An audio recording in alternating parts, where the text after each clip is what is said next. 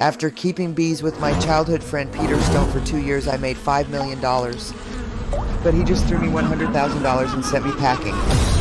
He even had the nerve to say I wasn't as good as the donkey that hauls goods in the apiary. Take the money. It's your lucky day, now get out. Don't bother coming back, you're fired.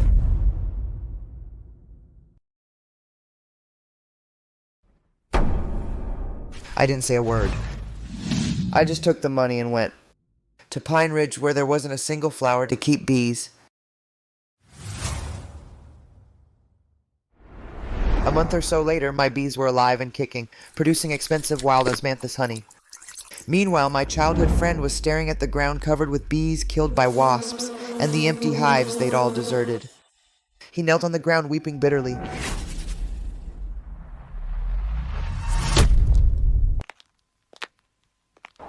Peter is amazing. In our village, he's the first guy making millions a year. A real beekeeping king. That's right. The year before last, in all the neighboring villages, so many beekeepers were all wiped out by the wasp plague. Only Peter came through it safe and sound. Peter, can you share your experience with us? Some people actually think they deserve all the credit. They don't even stop to think how much they're really worth. 2 years ago, Peter Stone had just started beekeeping. He had 0 experience, and within a month, Wasps killed a ton of his bees. he was desperate, so he knelt down and begged me for help. Peter!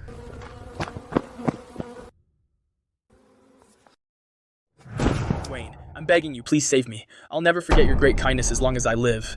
Okay. I can help you, but I take 30% of the profits. No problem. Then, I didn't sleep for 3 straight days. I not only helped him wipe out all the nearby hornet nests, I also worked day and night to help him upgrade his beekeeping techniques. that's how he got his current yield.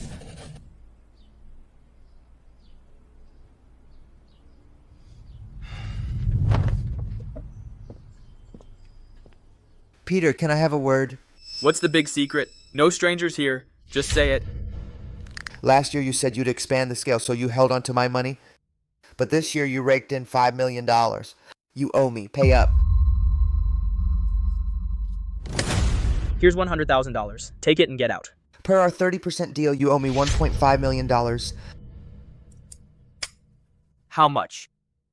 $1.5 million. Wayne, did you wet the bed last night and mess up your brain? Wayne, look at yourself. You're not worth that. Peter, it's in black and white. Right. Don't push it. The company made money. What's that got to do with you? You're just a doorman. Anyone could do your job. Peter, you and Wayne are childhood friends. Let's talk this out. Screw talking calmly. Your whole family's trying to rip me off, and now you're pulling this on me. I'm telling you, you're all just born lucky. The old folks are born lucky, and the young ones are too. See this watch? It's a Rolex. You'll never afford one. Peter, you're way out of line. Take the cash and your family's luck and get the hell out. Don't come back. You're fired. Peter, I hope when the wasps come back, that watch on your wrist can protect you. This man, Peter Stone, when he first begged you for help, was all sweet talk. Now he's got money and he turns his back on us. What a jerk. Wayne, let's quit working for him. Day and night it's hard, tiring, and humiliating. How about we go to the city together and find work? Right. Go someplace far so we don't have to take their crap. Mom, Dad, Lily, I can't just walk away. All these years I've been building up my beekeeping skills. I'm going to do it on my own and make something of myself. I want everyone to know I'm just as good as anyone. Wayne, I'm all for you going solo. You're sure to succeed. Son, we're behind you too. Whatever you need, just say the word. You don't have to be so nervous. I know what I'm doing. We have an old saying, smell the blossoms but never see the tree, which perfectly describes this wild osmanthus. This wild osmanthus nectar source is bigger and better than the one next to Peter Stone's apiary. Building my apiary here is sure to far surpass Peter Stone's setup. Take your money and your whole family and get the hell out. Peter Stone, you say I'm destined to be poor. Then let's see who in these mountains can really stand firm. Wayne, aren't you at Peter Stone's apiary doing just fine? Why the sudden request to lease land? I don't work for him anymore. I'm going solo. Please lease me a plot on Pine Ridge. Going solo is fine, but you can't go to Pine Ridge. There aren't even any flowers there, so where would honey come from? If you go keep bees, won't you just go broke?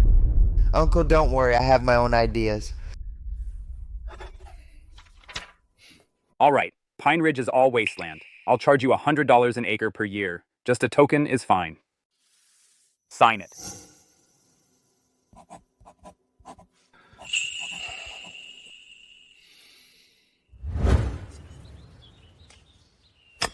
Isn't that Wayne? I heard Peter Stone fired him. Looks like he's going solo. Going solo on this godforsaken Pine Ridge? Look at this mountain. There isn't even a decent flower. If bees came, wouldn't they starve to death? He just sees Peter Stone getting rich. He's so jealous he's lost his mind. Within 3 months, he'll lose every penny. Yo, Wayne, you actually went through with it. Not bad, this setup. You'd almost think you were going to carve up the mountain. Tell me, are you out of your mind? $100,000, and instead of getting married, you sink it all into this godforsaken place. You might as well burn it as ghost money. With that pathetic, dog-awful look of yours, you deserve to stay single forever. Wealth is decreed by heaven. It's all fate. I, Peter Stone, am destined to be rich. As for you, you're destined to work for me. You can't compete. Being jealous won't help. Accept your fate. Fate, my fate. I'm the one who decides. Peter Stone thinks beekeeping is all about acting recklessly. His new guys have probably never even seen a wasp's shadow. He'll soon realize, without my skills, his $5 million apiary is nothing but an empty shell.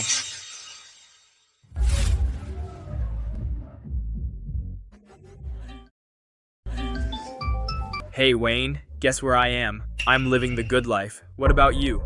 Still up on Pine Ridge feeding the mosquitoes?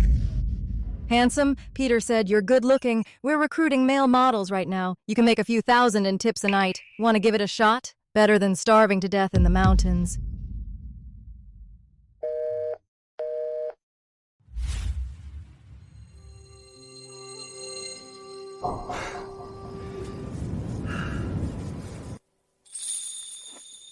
Wayne, I'll help you. What are you doing here? The mountains are dangerous at night. It's not dangerous. We're here too. Mom and Dad, why are you here too? Eat something first. Leave the rest to us. Mom, let me take it. Get some rest.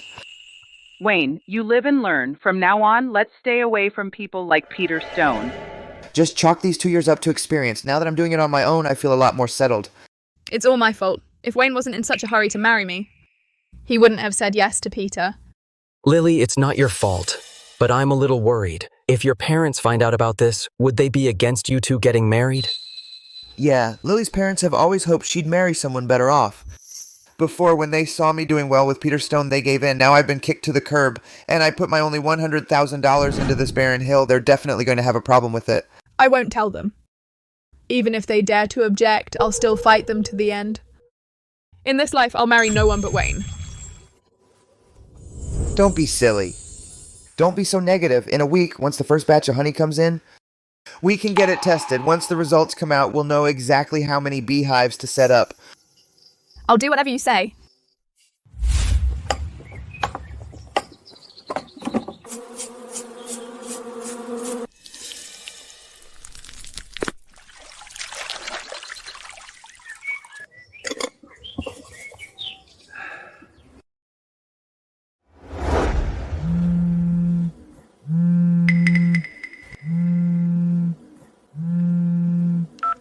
Hello?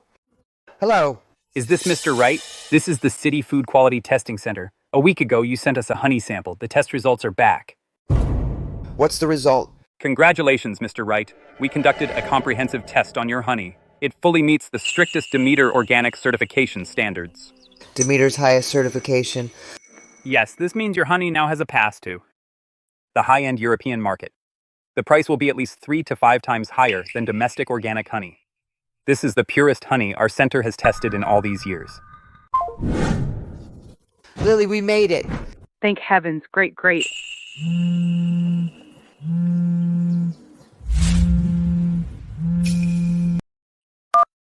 Wayne, what are you up to? I'm throwing a class reunion at the Hilton in the city. All the old classmates from elementary and middle school. They're all here. You're the only one missing. Get over here. I don't think I'll go. I'm tied up right now. Come on, we're all old classmates. It's not easy to get together. Besides, I've got a surprise for you tonight. Oh, by the way, bring Lily with you. Trust me, you two are in for a surprise. All right, We'll head over soon. Wayne, he's definitely up to no good. Do we really have to go? We're going. Why not? We've done nothing wrong. I want to see what tricks he's got up his sleeve. You're all witnesses. I, Peter Stone, started from scratch in just 2 years and made millions. But this is just the start. I've already leased dozens of acres in the village. The bank loan went through. I'm about to expand the colonies and build a modern honey processing plant. Peter Stone, you're something else. Peter, you're awesome. This time our village is about to produce a listed company. A listed company? That's thinking small. My goal is to lead our village's honey industry into the Fortune 500. Beat that so-called New Zealand Manuka.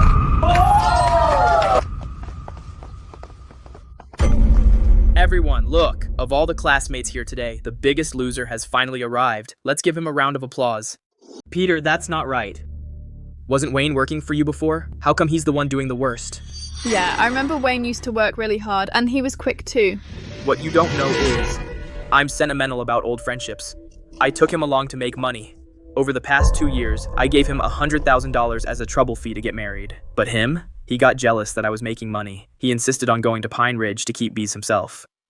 He didn't know, Jack. The $100,000 went down the drain. You tell me. This kind of stubborn fool, isn't he the worst off? $100,000 thrown away just like that. What a spendthrift. Exactly. Don't bite off more than you can chew. He should have stuck with Peter. He could have had the good life, but he had to play big. Peter Stone, you're talking nonsense, Wayne.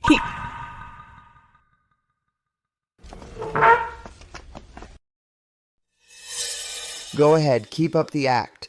The higher Peter Stone jumps, the harder he falls. I'm waiting for the day you're disgraced. Everyone, quiet down. I've also invited 2 special guests today. There are some things the 2 of them should know. Now they're here.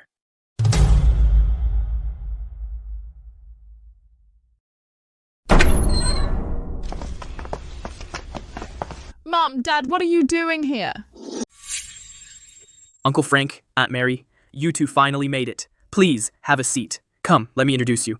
These 2 are from the neighboring village, highly respected elders. They're also my childhood friend, Wayne's future in-laws.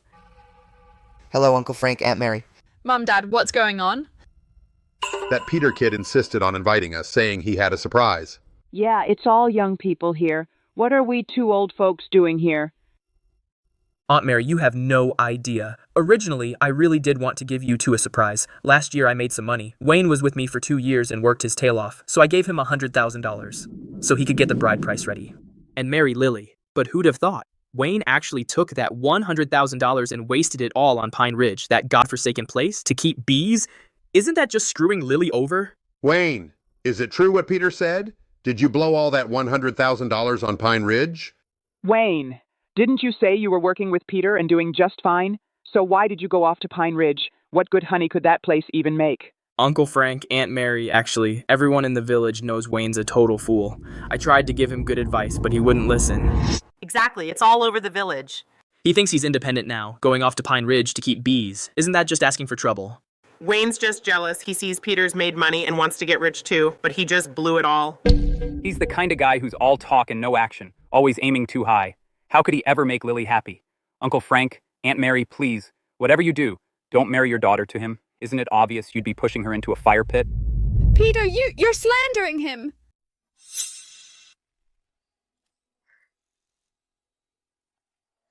Peter, the kindness you've shown me these past 2 years, I've kept it all right here.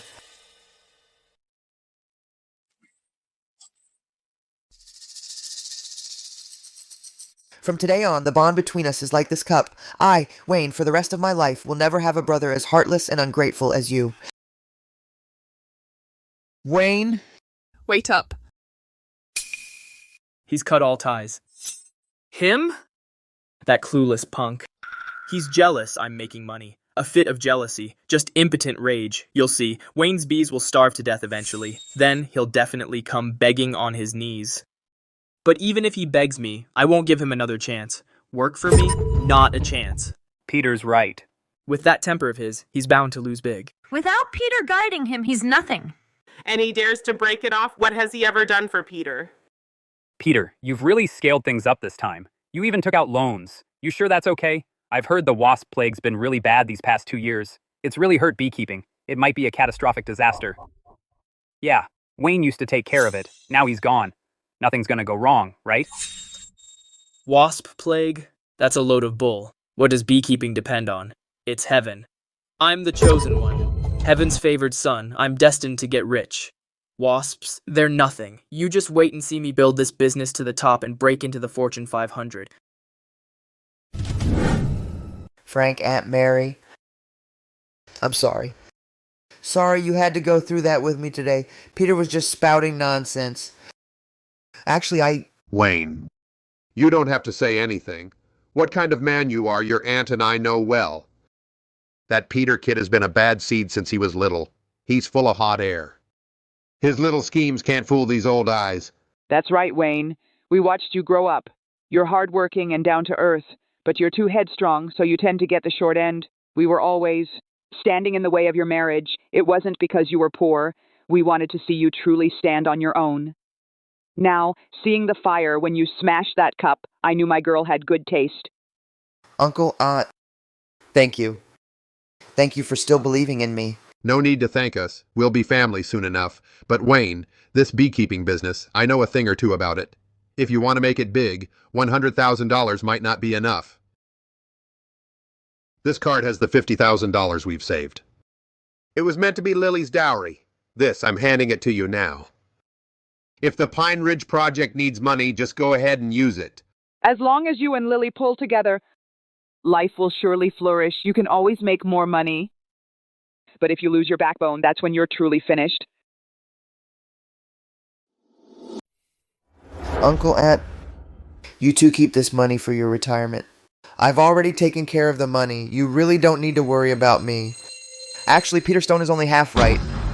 I did put that $100,000 into Pine Ridge, but it wasn't money down the drain. That was a down payment. I surveyed it carefully. Up in Pine Ridge, those thousands of acres of wild osmanthus grove are a top-tier natural nectar source. Compared to the land Peter Stone leased, the quality is more than a notch higher. $100,000 is indeed just a drop in the bucket. So, last month I already used our old family house as collateral and applied for a business loan from the bank. This money is enough for me to buy fully automated centrifugal equipment and hire a few skilled workers. Roll out the entire production line at Pine Ridge. You mortgaged your house? Wayne, this kid is way too bold. What if... Are you moving too fast? Pine Ridge is out in the middle of nowhere. The risk is too high. If anything goes wrong, you won't even have a place to live. Uncle, I know what I'm doing. My goal isn't just selling honey. I'm gonna build on that 5 acres of wasteland. The county's first ecological wild osmanthus honey demonstration base.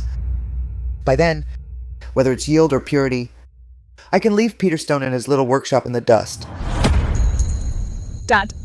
Mom. I trust Wayne. All right. Having guts is a good thing. But Wayne, I still have to remind you. In this business, the worst fear is natural disasters. Especially hornets and wasps. Once they swarm, a whole swarm can destroy dozens of your hives in a day. There's no way to fully guard against them. They're a beekeeper's Achilles heel. Uncle, what you said, I've got it all in mind. These past 2 years, day and night, I've been grinding away at the apiary. I've gained a wealth of experience. I know how to minimize risks as much as possible. No matter how fierce the wasps are, I have ways to deal with them. I definitely won't fail. That's my boy. You've got that grit. You're a real man. All right. Then I'll wait to see your wild osmanthus honey hit the market. Work hard. For Lily's lifelong happiness, I'm staking it all on you. Due to last year's mild winter, the wasp population in our city this year is several times higher than usual. Especially in rural areas, multiple people have been stung and needed medical treatment. Please, before going out, be sure to take protective measures. Peter Stone, you only see the immediate gains, but you don't see the potential crisis. You think you can rely on nature, but little do you know, this mountain forest has already, because of your reckless expansion, attracted a large number of wasps. I bet you definitely haven't taken precautions. Then just wait for the catastrophic disaster to come.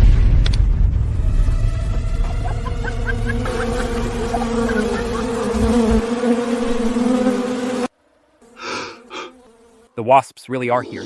Ah, Wayne's really digging his heels in on this. There's no nectar source on Pine Ridge. I think he's out of his mind.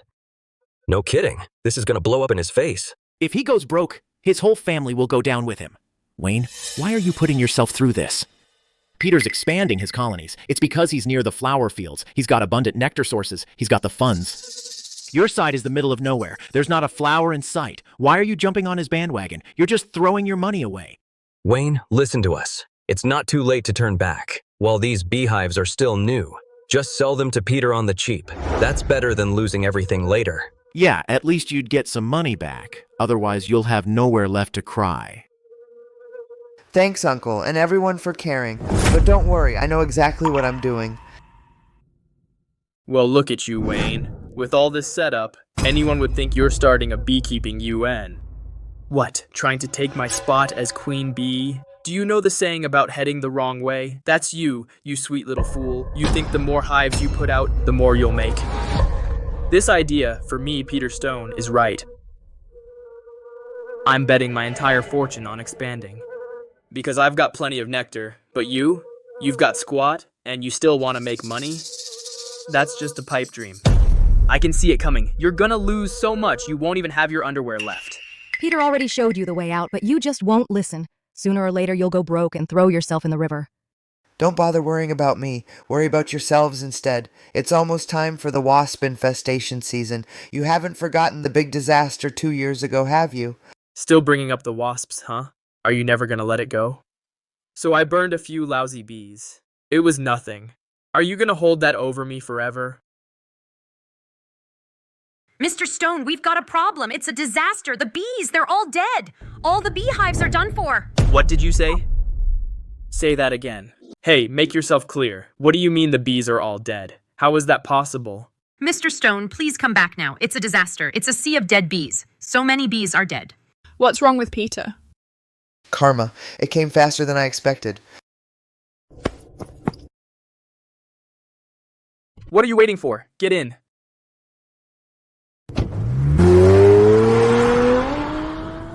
Mr. Stone, you're finally back. Look at this. What are we gonna do? What to do?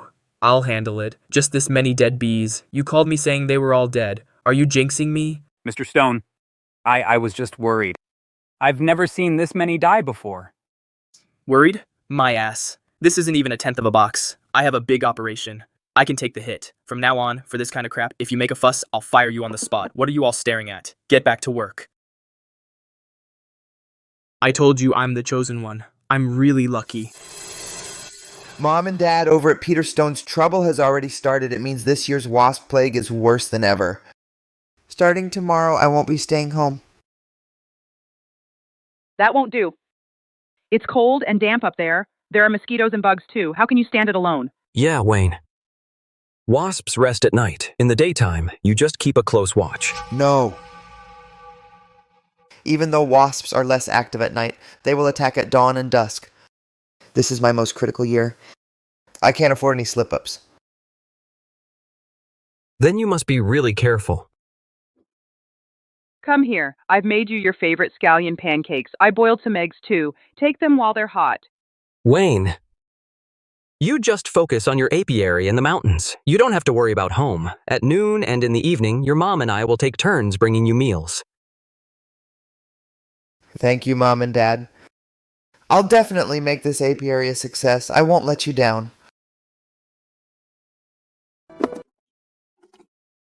Exactly. This is the taste. This is definitely premium wild osmanthus honey. With such a great nectar source, plus the experience I've gained over the past 2 years, this apiary is my ticket to a comeback. Before long, I'll have Mom and Dad, and Lily's folks too, living the good life.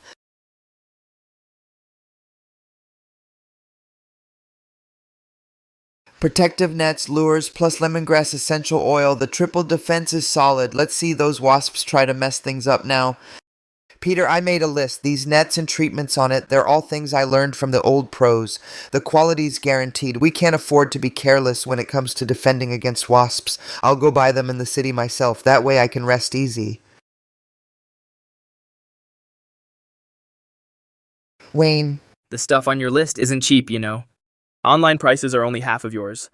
What? Are you trying to take a kickback from this? I get all this through legitimate channels. Peter, what's that supposed to mean? You get what you pay for. I've checked the stuff online. Cheap materials, shoddy workmanship. They're completely useless. Useless or not, it's just a flimsy net, isn't it? How much difference can it make? You're just selfish and money hungry. This is none of your business. I'll buy it online myself. This quality is terrible. It'll definitely break within a year. When the wasps come next year, it won't protect anything. That'll be a disaster waiting to happen. Fear-mongering. You're just green with envy. You're so nosy. As long as it works. If it breaks, just buy another one. It's cheap anyway. Peter, you always think you're so smart. You always think you're smart. You think you can take full advantage of everything. But you don't realize that the small amounts you think you save will end up costing you 100 times over. 100 times over. Do the math. The batch you bought last year, those cheap protective nets, they're about to hit their limit. Your apiary is probably going to have a problem real soon.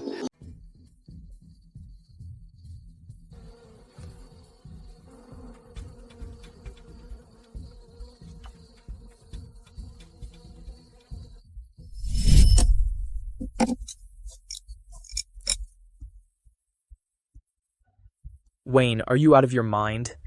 Why are you still up at this hour? Why are you making such a fuss over these bugs? I'm checking for wax moths. We can't take this lightly. All right. You're just worrying over nothing. This apiary is a prime spot. It won't have any of those nasty little critters. Back then, I worked day and night doing the work of 3 people. But Peter just thought I was worrying over nothing. Now looking back, I was such a fool. But soon his ignorance and arrogance would cost him dearly.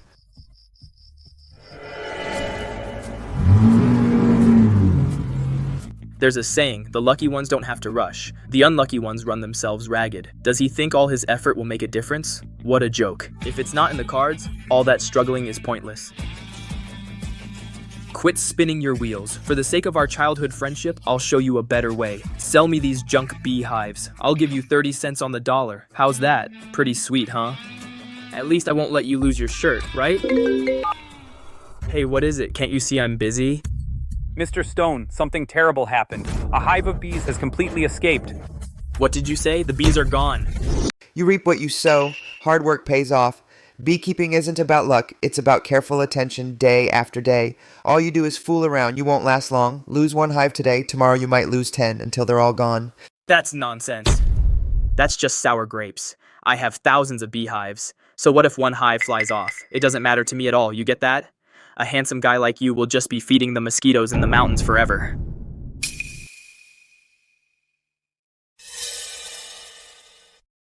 Forget eating. I'm out of here.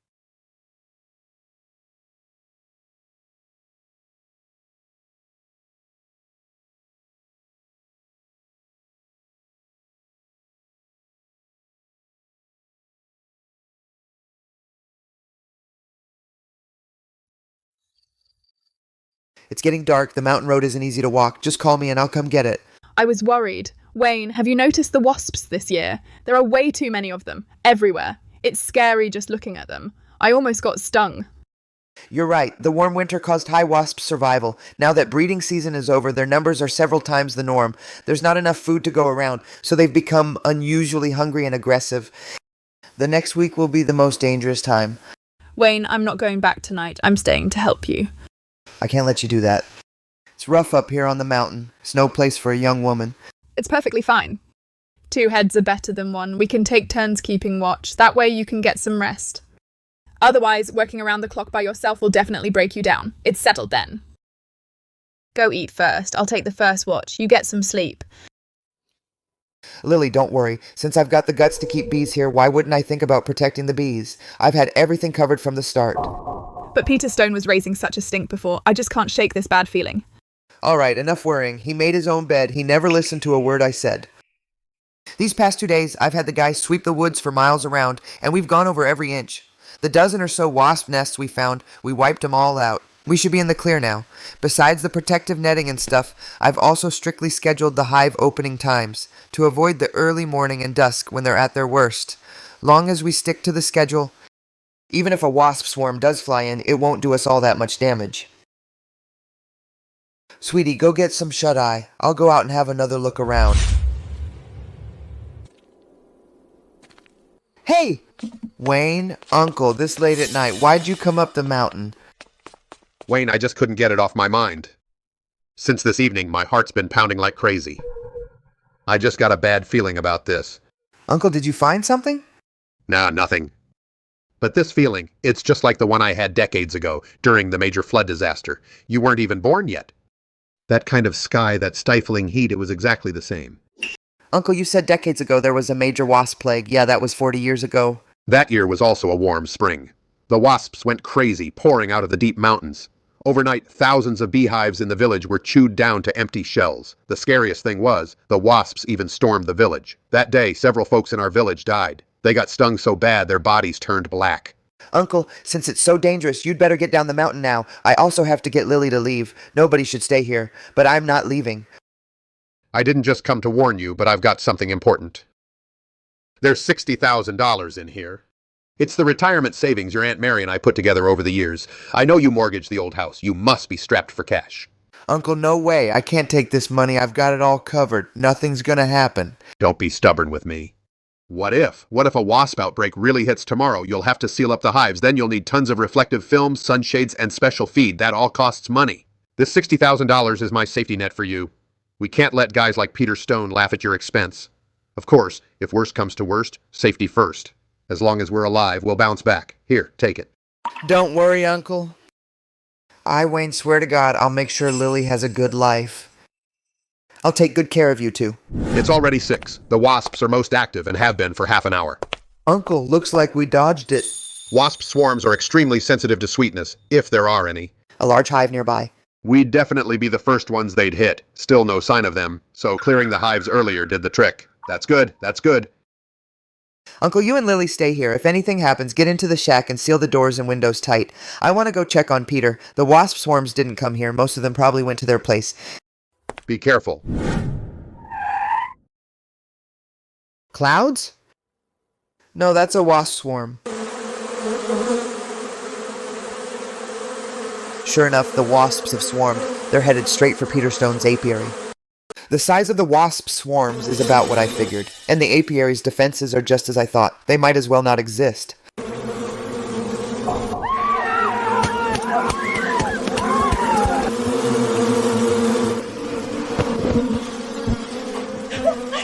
Help! Someone, stop yelling, damn it! You're drawing the wasps here. I originally set up high-pressure water cannons here. If they knew what they were doing, turning on the water curtain now might still save the day. The water cannon stations are piled with junk. Looks like nothing I said got through to Peter Stone. He really brought this on himself. Mr. Stone, come back. It's all gone. The bees are all dead. Help! What the hell is wrong with you? It's too early for all this yelling. Mr. Stone, the wasps. The wasp swarms are here. They're everywhere, all over the mountains. The apiary can't hold them off. Not this trick again. Last time you said they were all dead. And only 1,000 or 2 actually died. I'm telling you. If you dare mess with me again, I'll make you pay back your whole life's wages. Every last cent. This time, the ground is really covered with their bodies. Please come back and take a look. It's really over. Stay put. I'm on my way.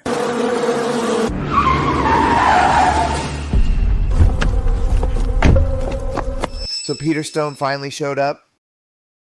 Too bad it's too late. My loan, my fortune 500. It's all over. All over. No, my bees, my money.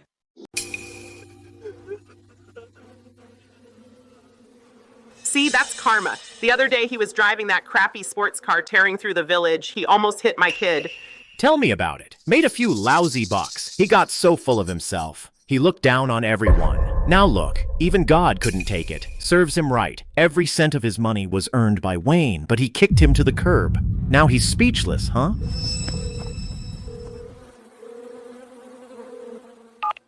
Mark, help me, my apiary. My apiary was wiped out by wasps. Peter, don't panic. Slow down. Tell me what happened. It's a wasp plague. Wasps, as far as you can see. All my bees are dead. Mark, you're the expert on this. You must have a solution, right? Please save me. A wasp plague this big only happens once in decades. If you're asking about saving them, they're beyond saving. But maybe I can help you clean up the mess and minimize the damage. You need to seal up all the hive entrances. I'll bring some people over this afternoon to check it out and see how much honey we can save. Save? They can't be saved? Wayne, are you happy now? Seeing me like this, does it make you feel good? I warned you long ago. This year's wasps are no joke. This is the consequence of your ungrateful and stubborn ways. Consequence? What right do you have to judge me? With a wasp plague this big, my place is done for. That dump of yours on Pine Ridge, how much better can it be? You also mortgaged your house, betting everything just like me. You're just the pot calling the kettle black. Who said I'm like you? My apiary is doing just fine. Nonsense. Who are you kidding? With a wasp swarm this big, even my place couldn't withstand it.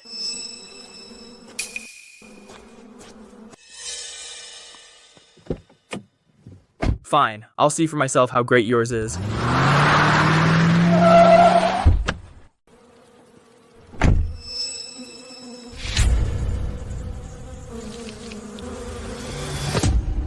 How is this possible? No way, it's absolutely impossible. Wayne, I was wrong. I really messed up. Please, think of how we grew up together. Save me. Only you can save me. Let go. I won't, Wayne.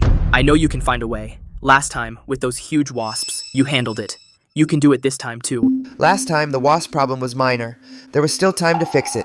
This time, it's a disaster-level hornet nest. Not even a miracle can save your hives. Wayne, I know I wronged you. That $1.5 million, I'll transfer it to you right now. No, I'll give you $2 million. As long as you help me, I'll pay whatever it takes. Peter Stone. Don't you get it yet? This isn't about money. You're Mr. Wright, right? I've heard so much about you. I looked at the samples you sent and the lab report. Absolutely stunning. This unique fragrance is truly top-grade wild osmanthus honey. The quality is even better than the report says. Mr. Wright, we'll take this whole batch. For the price, as agreed on the phone, the highest we discussed, $150 a pound. What, $150? My honey, at its peak, only went for $15 or $16 a pound. This price is a full 10 times that. How is that possible? It's just honey. How could it sell for such an astronomical price? These people must have been fooled by Wayne. Boss, don't let him fool you. He's just a small-time beekeeper in the mountains. What does he know about top-tier honey? The honey around here sells for at most $12 a pound. $150? $50 a pound? You've got it wrong. What do you know?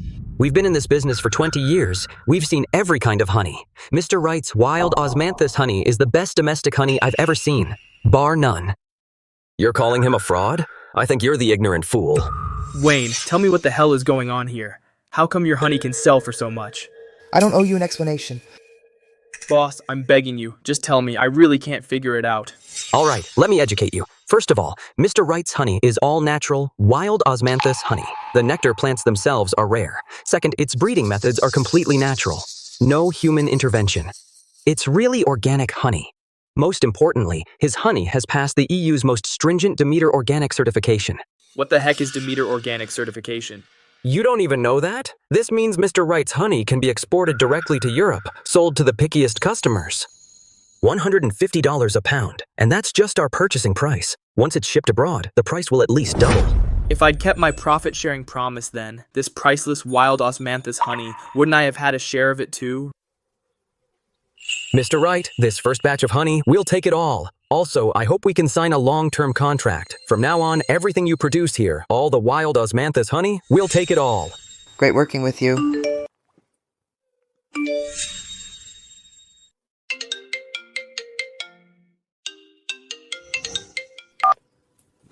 Hey, Mr. Zhang. I'm calling to ask you about that batch of honey we ordered. How's it coming along? The day after tomorrow is the delivery deadline. Mr. Zhang? My apiary's in trouble. All the bees are dead. Something happened. Peter Stone, don't you dare joke with me. We signed a contract. If you dare to break it, you know the consequences. Mr. Zhang, I swear I'm not lying. It's a natural disaster. It's a wasp invasion. I don't care if it's a natural or man-made disaster. The contract says in black and white, plain and simple. If you can't deliver on time, you'll owe triple liquidated damages. You figure it out yourself.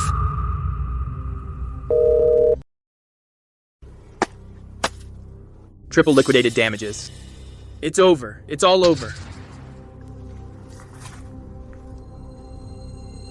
With this money, we can buy Mom and Dad a bigger house, so they can enjoy their golden years. Lily has always wanted a home of our own. Now we can finally make it happen.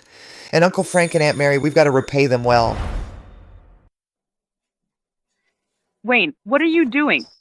Is today a special occasion? You ordered so many dishes. This must have cost a lot. We could have just cooked at home. Yeah, you've just started out. You've got a lot of expenses. You can't be spending so much.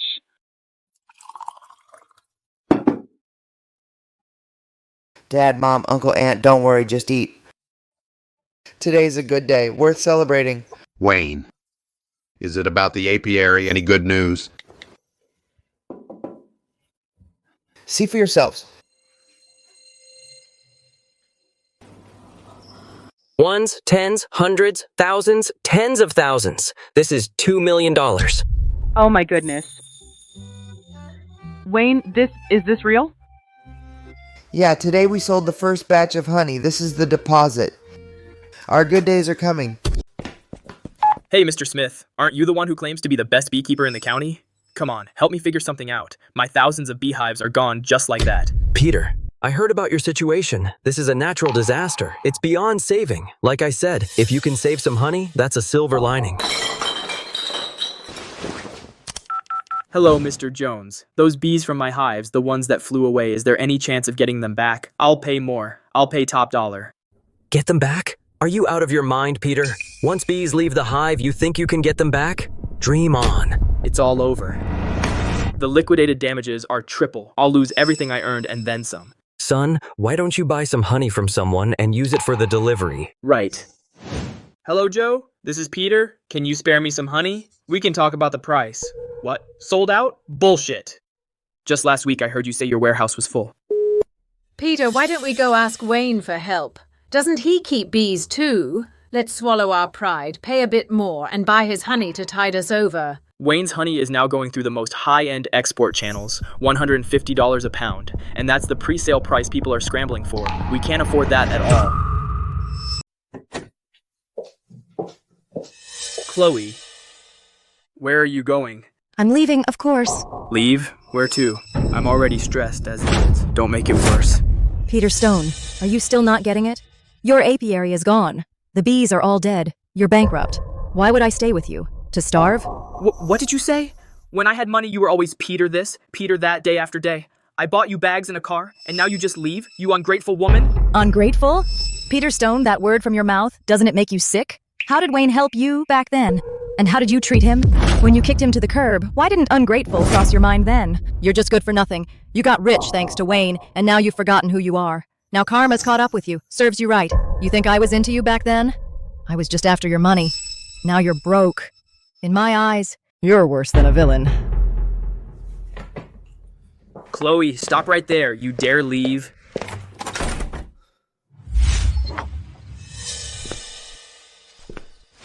Wayne, I knew it. You're not like that, Peter Stone. You're someone who really does big things. You're not a small fish in a small pond. One day you'll hit the big time. Wayne, Peter Stone is finished. From now on, the honey market in the neighboring villages will be all yours. If you just say yes, Get out. You! How dare you hit me? Wayne, why would you do this? What did I ever do to you? I came to you in good faith, but you... Good faith? Chloe, why are you really here? You think I don't know? Your little tricks, I can see right through them. I just thought Peter Stone was a loser. I wanted to find someone better to rely on. You're rich now. What's wrong with turning to you? Right, listen up. First, I have a girlfriend, and Lily and I are great together. I love her, and I'll never betray her. Second, even if I didn't have a girlfriend, I wouldn't go for a woman like you, because you make me feel dirty. For money, you'd throw away love and dignity. Someone like that doesn't deserve anyone's respect. You! What right do you have to say that about me? What woman these days doesn't love money? Everyone wants a better life. What's wrong with that? Peter Stone is a loser. He can't give me the life I want. What's wrong with leaving him? You think you're so high and mighty? You think you're so noble? Chloe, whether you're wrong or not has nothing to do with me. I'm not interested in judging your life, but this is my shack. It's my home. Right now, get the hell out of here. Wayne, you just wait. Don't get smug.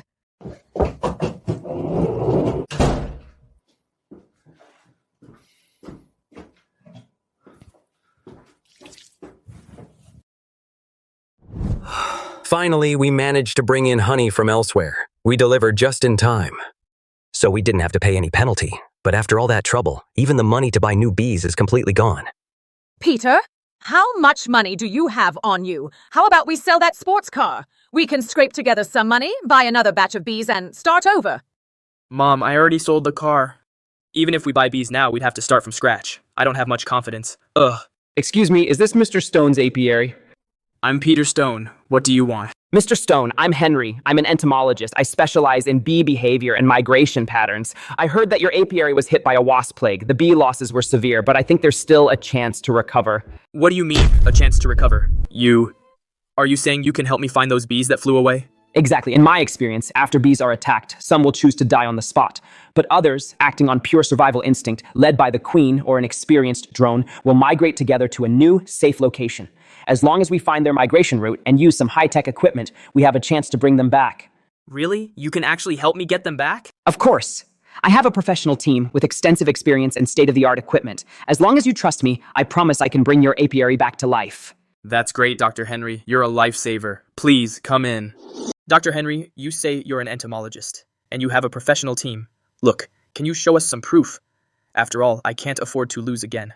It's good that you're cautious, Mr. Stone. It shows that you're a forward-thinking entrepreneur. Here's my college diploma. Entomology major. And some of the research project reports I've participated in. You can also check online. My name is Henry. In Chinese entomology circles, I'm fairly well known. Dr. Henry, I see your graduation year and Peter's childhood friend Wayne Wright's seem to be the same year. Do you know Wayne Wright too? Oh, Wayne? Mr. Stone, which Wayne Wright do you mean? I had too many college classmates I can't recall right now. Peter, hold on a second. Hey, Wayne. It's your Uncle Stone. Let me ask you something. Among your college classmates, is there a guy named Henry, an entomologist? I asked around. Among our college classmates, there's definitely no one named Henry, and no one's ever heard of him. Peter, Wayne said that in his college class, there's no one named Henry. Could he be a con artist? Wayne is my arch rival now. He'd love to see me go bankrupt. Even if Dr. Henry really was his classmate, he'd still say no. He just doesn't want me to make a comeback. Don't you know how narrow-minded he is? Anyway, it doesn't hurt to be careful. No problem, Mr. Stone. Our team has full confidence in its own abilities. Tell you what, I'll have my team come over first. We'll start working right away. See the results first, then decide.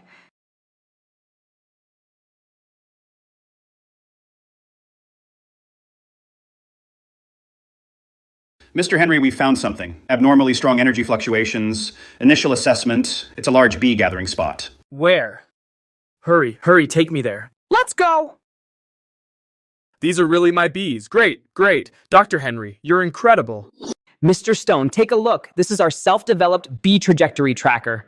By analyzing the weak electromagnetic waves and wing vibrations that bees produce in flight, it can track their flight paths and settlements in real time. We used it to pinpoint this bee colony's location. High tech is really something. And this one? This is an ultrasonic nectar locator. It uses ultrasonic detection to analyze the types and concentrations of pollen, thus identifying potential nectar sources. Our system shows the wild osmanthus nectar sources in this area are extremely rich, ideal for bee survival. Mr. Stone, our team's equipment is world-class. We have top-notch entomologists and experienced field workers. We can not only locate bees, but also assess colony health and provide professional migration and rejuvenation plans. You could say we are a one-stop bee rescue service provider. Dr. Henry, you guys are really professional. So how much would this search cost? Mr. Stone, for all your blood, sweat, and tears, we'll give you a friend discount. The full package includes bee locating, colony migration assistance, and technical support for the next 3 months. It only costs $100,000. Plus, considering the size of your apiary, if the number of bees recovered is less than 300 hives, we will refund in full. 300 hives of bees are worth far more than $100,000 at market price. This is definitely a lifesaver. Dr. Henry, I don't have much cash on hand now. Would you accept this watch as partial payment? I'll figure out the rest. Mr. Stone, this watch is nice. It's worth some money. Tell you what, we'll take this watch. Don't worry about the rest of the money. Just take your time. We trust you. Thank you. Thank you, Dr. Henry. I, Peter Stone, am not a man who breaks his word.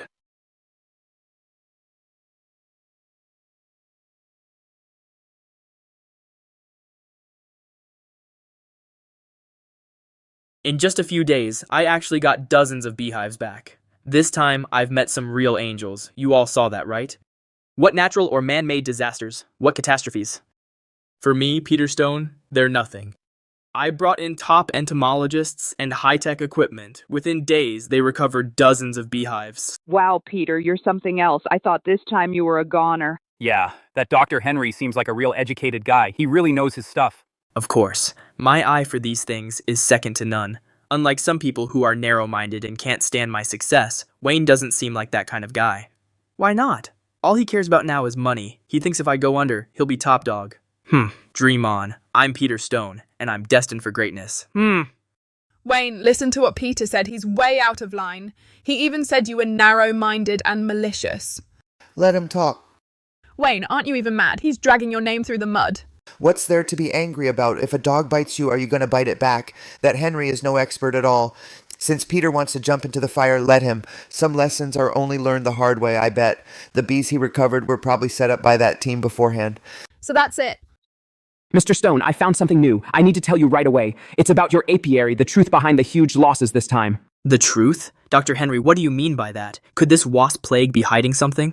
While our team was tracking the bees' migration route, we collected some residual wasp samples. After our precise analysis with high-tech equipment, we found the attack behavior of these wasps extremely unusual. Normal wasp migration is random, but the wasps that attacked your apiary carried some kind of artificially formulated attractant ingredient. Attractant? You mean... This attractant can make wasps go berserk and attack specific areas with precision. Mr. Stone, to tell you the truth, the traces of human intervention are very obvious. According to our investigation, there's only one person in the village who knows this bee repelling technique. Wayne. Is it him? Based on our preliminary assessment, it's highly likely. After all, at the same time your apiary was attacked, his apiary on Pine Ridge remained untouched. That itself defies natural laws, unless he deliberately attracted these wasps. I knew it. I knew it was that bastard. He's jealous that I got rich, jealous that I fired him, so he came up with this vicious, underhanded trick. Wayne, you animal, I'll skin you alive. Mr. Stone, anger won't solve anything. We found some leads, but to make the law punish him, we need ironclad evidence. If you're willing to put up another $300,000 for R&D and evidence collection, our team can use satellite tracking and trace chemical sourcing technology to help you find the smoking gun. $300,000? Another $300,000? Mr. Stone, this $300,000 is money well spent. Once we get the evidence, you'll not only send Wayne to jail, but also make him pay for every loss you've suffered. By then, his Pine Ridge apiary will be yours too, won't it? Dr. Henry. You know, all my money right now is tied up in buying honey to fill the order. I really have no cash on hand. I'll have to figure out how to come up with this $300,000. What?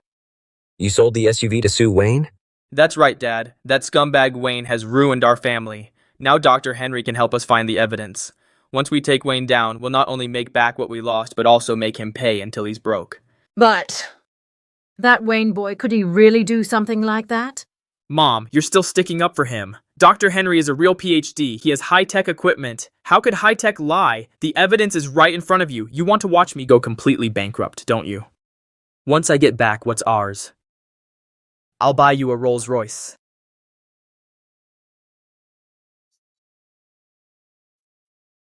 Dr. Henry, here's the money. You've got to help me find the evidence. I'm going to make sure that son of a bitch Wayne never sees the light of day again. Mr. Stone, look. This is the footage we got from the night satellite. The resolution isn't great, but you can clearly see Wayne at Pine Ridge mixing some unknown liquid. According to spectral analysis, this is the same chemical agent that lures wasps. Right, that's him. Look at those shifty eyes. He's definitely up to no good. This is what we found in his trash, the reconstructed proposal pages. It clearly says WASP release plan and the coordinates targeting your apiary. It's ironclad evidence. Dr. Henry, let's go to the police now. Not so fast. This is only circumstantial evidence. Wayne is slippery. He might claim it was for prevention. Unless we can get key evidence he can't deny. Can we get it? We can, but we'd need to rent a top-of-the-line micro-recon drone. The rental and operating costs are sky-high. Mr. Stone, for this final strike, we might need $400,000. $400,000? I really don't have a penny left. If we can't get this definitive evidence, all our previous investment will be wasted. If Wayne tries to pin it on us, we're done. Damn it, I'm all in. I'll mortgage the apiary to loan sharks to scrape the money together. This is what I got for mortgaging the apiary. You have to find that evidence. Don't worry.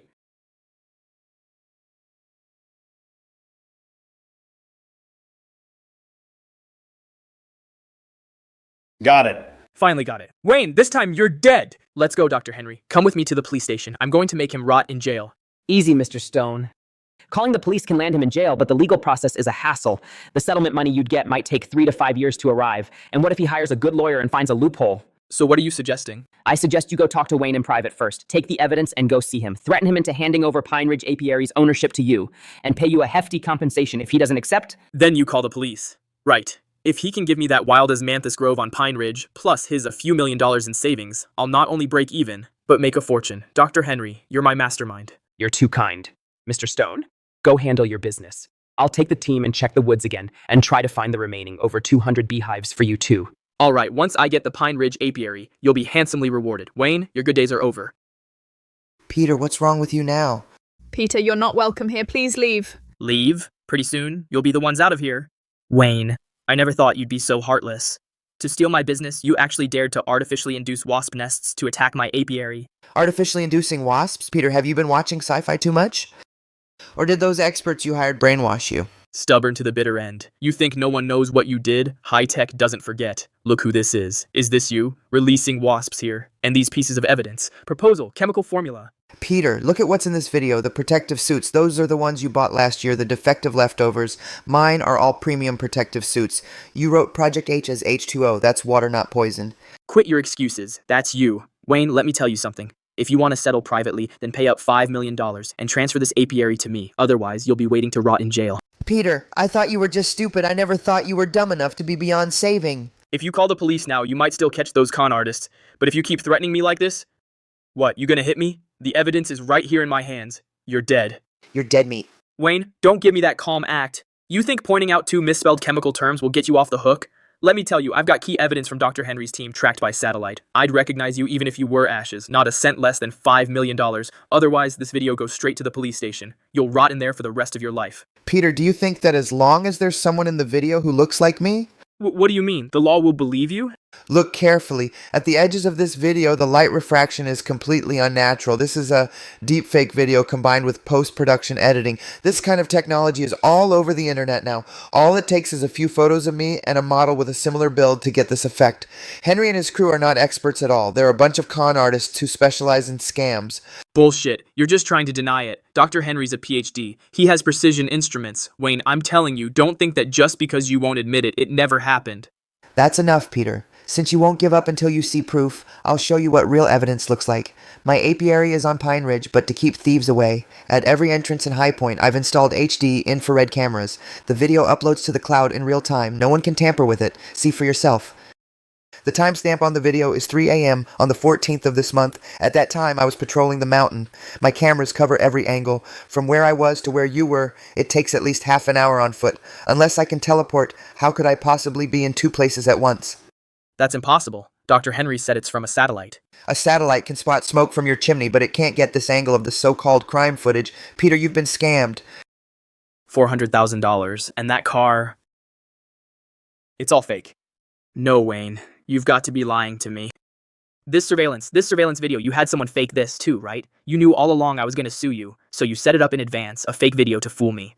Peter, you flatter yourself too much. With that brain of yours, would I go to all that trouble to fake surveillance in advance? These surveillance videos are stored on the cloud servers of a major third-party platform. If you don't believe me, feel free to call in technical experts or ask the police to investigate. The truth will come out once they check. Instead of throwing a tantrum here, you'd better hurry and call your Dr. Henry. No, that can't be. The number you dialed is switched off. They're all off. It's no use. Once professional con artists get paid, the first thing they do is vanish into thin air. Dr. Henry! Dr. Henry! Peter, Dr. Henry said he was going to the hills to get samples. He already took off in his car. But what I don't get is, they even took the tent with them. I've been such a fool. Wayne was right. I'm just a hopeless idiot.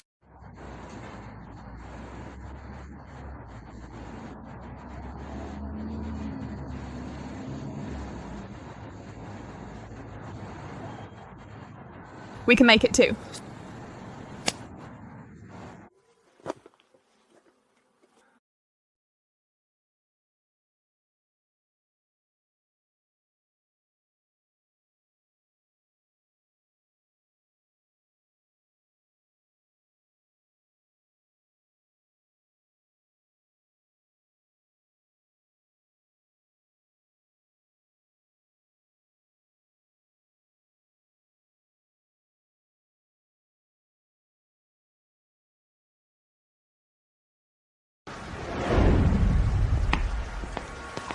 Wayne, if I'd known we were coming to town, I would have changed clothes.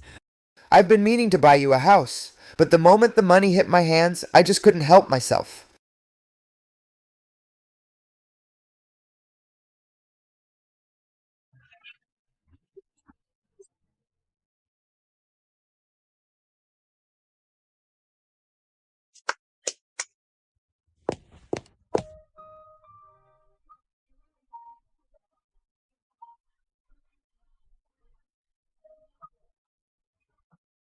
The second batch of wildflower honey sold for even more. I want to see that one, the 3-story one with its own garden and garage. Oh, sir, you've got a good eye. Our detached villas at Eugene River are the best in the town. Prices start at over $3 million. That 3-story unit you're pointing at is the crown jewel, and it's over $4 million. Are you sure you saw that right? If you ask me, he's just some hick who's never seen anything. He just pointed at it randomly. Over $4 million, no less. He's probably never seen even a fraction of that. Tell me about it. Showing up in tacky clothes and covered in mud, and he thinks he can buy a villa? If he can even afford it, I'll lick this floor clean. Wayne, why don't we look at some other units first? This one's too pricey. Sorry, I just cut you off. Miss Lynn, could you please walk me through this villa in detail? I want every detail. Right away, sir. Right this way, please. This villa is the best unit in our community. The lot is 3,200 square feet. The floor area is 5,400 square feet. Perfect for a 3-generation family. The third floor also has a huge terrace. Great view. The private garden is 2,100 square feet. You could turn it into a private garden or a veggie patch. Nice garden. We can plant flowers and keep bees. The 3rd floor terrace is great too. We can dry the honey up there. We'll take it. Still growing vegetables and keeping bees? Why waste your breath on him? Look at his clothes. He probably can't even afford the property fees here. And he still dreams of buying a villa. He's dragging down our company's image. Miss, is it you who thinks I can't afford it? Or do you think someone dressed like me doesn't deserve to buy a house here? Since Wayne wasn't happy with Susan's reception, he turned to Lynn to ask about the villa price. Since you don't want to help us, then please don't bother us here. Miss Lynn, this villa costs $4.28 million. Really? Yes, sir. If you pay in full, there's a 2% discount. That's $4.19 million. Excuse me, can we go through the paperwork now? I plan to pay in full. What did you say? Full payment? Yes, in full. What, is there a problem? Or is it that you don't accept full payment? No problem. Of course not. Sir, ma'am, please follow me to the VIP reception room. We'll take care of it right away. Susan, he really bought it. And paid in full. A villa worth over $4 million. No way! He must be faking it. He's just a country bumpkin. How could he possibly have that much money? Oh my god, I actually sold a villa on my first deal. This commission, this bonus? Over $80,000. He really bought it? Thank you both.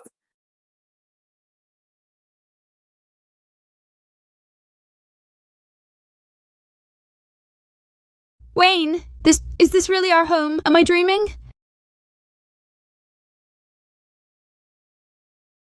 Of course it's real. From now on, this is our home. Decorate it however you like, live however you like. It's all up to you. This garden is huge. We can plant tons of flowers and keep a few beehives. Every morning when we wake up, we'll smell the flowers and the sweet scent of honey. Oh, this kitchen is gorgeous. I'll make you something delicious. I'll make you something delicious. No more squeezing into that tiny kitchen. As long as you're happy. Wayne, thank you. You're really amazing. I never thought we'd be so quick to get our own home, let alone such a big villa. This is only the beginning. From now on, I'll give you an even better life. It's so comfortable here. From now on, every morning when I wake up, I'll see such a beautiful view. This walk-in closet is huge. From now on, can I buy lots of pretty clothes? Of course. Buy as many as you want. Come on, let's go check it out. Wayne, this feels like a dream.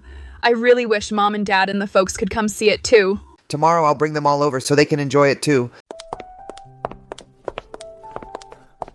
Wayne, this is our home. What a huge house. It's like a palace. In all my life, I never dreamed I'd live in a house like this. Wayne, you've really made the right family proud. This is really impressive. Wayne, you're really something. It's only been a short while. And you've built such a big business. Lily, you've really found a great husband. You'll be living the good life. Folks, the master bedroom upstairs has its own bathroom. I prepared it specially for you as your permanent room. Wayne, you're really a good kid. Uncle, please don't say that. The kindness you and Aunt have shown me, I'll always remember. Giving you a good life is my greatest wish. Hey, Colin, what's up? Wayne, where are you? Something big is going down in the village. Someone's in the village square, spreading rumors and bad-mouthing you. Rumors? Who? It's that Chloe. She came out of nowhere. She's shouting at the top of her lungs in the village. She's saying you bullied her and won't take responsibility. She also says you're a handsome guy. She also wants an explanation and compensation for her losses. The whole village is gathered around watching. Okay, got it. I'm heading back now. Mom, Dad, folks, Lily, something came up in the village. I've got to head back. Wayne, I heard. Chloe's here to cause trouble, isn't she? I'm going with you. That Chloe, she's absolutely lawless. Yeah, we can't let Wayne go alone and get bullied. Wayne, don't worry. We're with you. No one's going to bully you. Wayne, you big handsome guy. You took advantage of me, and now you won't take responsibility. You even kicked me out. What's the point of living? I gave you my innocence, and this is how you treat me. What's going on here? Isn't Wayne still with Lily? How did he get involved with Chloe again? From what Chloe says, Wayne took advantage of her. You wouldn't guess it. Wayne usually seems honest. That woman is crying so hard. It doesn't seem fake. Could Wayne really have done this? Don't listen to her nonsense. Wayne is not that kind of person. Colin, don't cover for him. You're a man, too. You know very well how men treat women. Wayne is nothing but a handsome guy. He took advantage of me. And then he kicked me to the curb. He's an animal. Wayne, how dare you show your face? You owe me an explanation. I won't be bullied for nothing. Uncle Frank, Aunt Mary, please don't let Lily marry this kind of man. He's just a big, handsome guy. He's charming on the surface, but behind the scenes, he does shameful things. He used me and threw me away. Who knows later if he'll treat Lily the same way? You'd better keep your eyes open. Uncle Frank, please listen to me. A man like this isn't worth trusting for life. He's a handsome player. Chloe, what nonsense are you talking? What kind of person is Wayne? We know him very well. Don't make false accusations here. False accusations? Aunt Mary, I didn't. Every word is true. If it weren't for that big, handsome Wayne, how could I have become like this? I was forced by him. He kicked me out of the house. Now I'm homeless. Folks, please stand up for me. Wayne brought so many people here. He clearly wants to bully me. Chloe, shut up. What nonsense are you talking? Wayne, he simply... Chloe, I'll give you one last chance. Spit it out. What exactly do you want? Wayne, don't play dumb. You took advantage of me. Now that you're successful, you want to dump me. I'm telling you, no way. Either you give me $5 million in compensation or you marry me. Otherwise, I'll ruin your reputation. Chloe, you're either really dumb or there's someone behind you teaching you what to do. What's this dumb talk? Anyway, I just want you to take responsibility for me. Since you insist on making a scene, then I'll play along. But there are some things I want you to think twice before saying, because some consequences are more than a woman like you can handle. Consequences? What consequences could I possibly face? I just want to ruin you.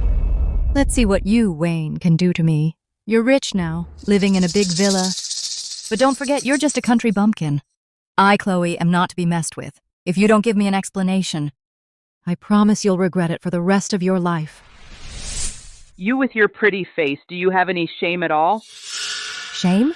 Why should I have any shame? I'm just a woman who was abandoned by Wayne. Now I have nothing. I want him to compensate me. Why should he live the good life while I'm left on the streets? This Wayne. He always seemed so honest, but who knew he was like this? Yeah. Look at this girl. She really seems upset. Don't listen to her nonsense.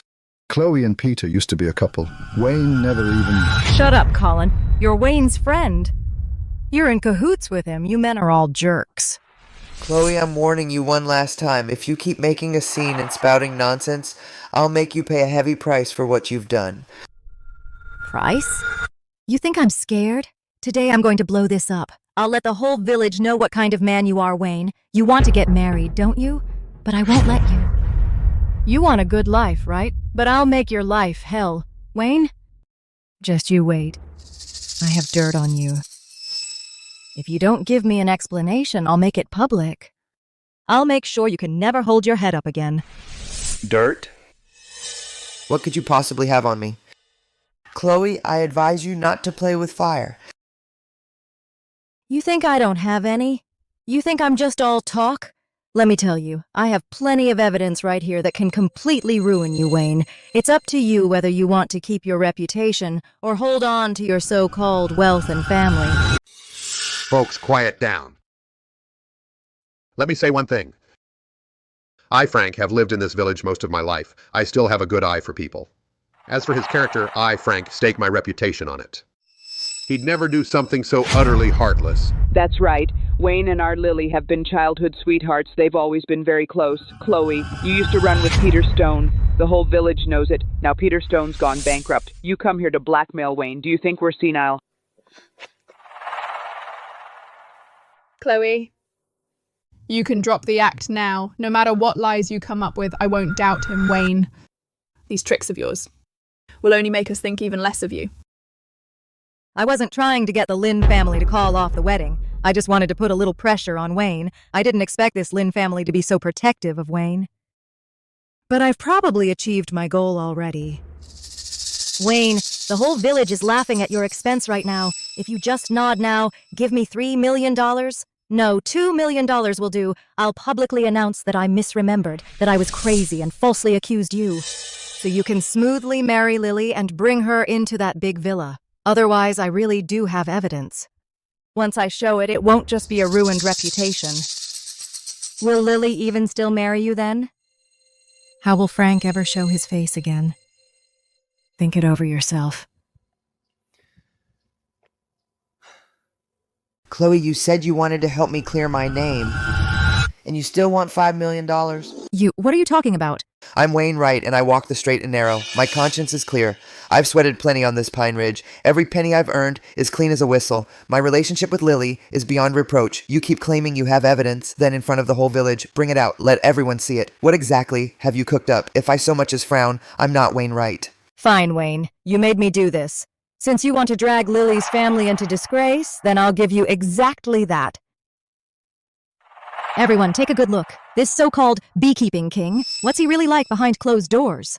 Chloe, once I get rich, I'll dump Lily, that hick, and marry you. Oh my god, it's actually true. They even have a video. You never know what's in a person's heart. This Wayne seems pretty honest, but he's leading a wild double life. That shack is where he lives on Pine Ridge, right? Now the proof is ironclad. Let's see him deny it. Ha ha ha. Wayne, what do you have to say now? The video's right here. You wanted evidence, didn't you?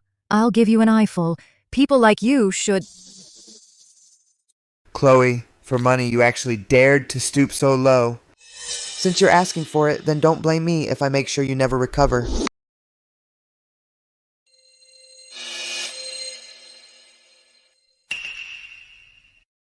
Chloe, you did a good job on this video. Scared now? Too late, I'm telling you, Wayne.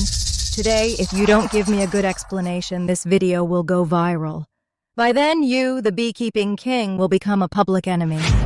I just want to ask you, when you film this video, at least give me a specific time. Like which night?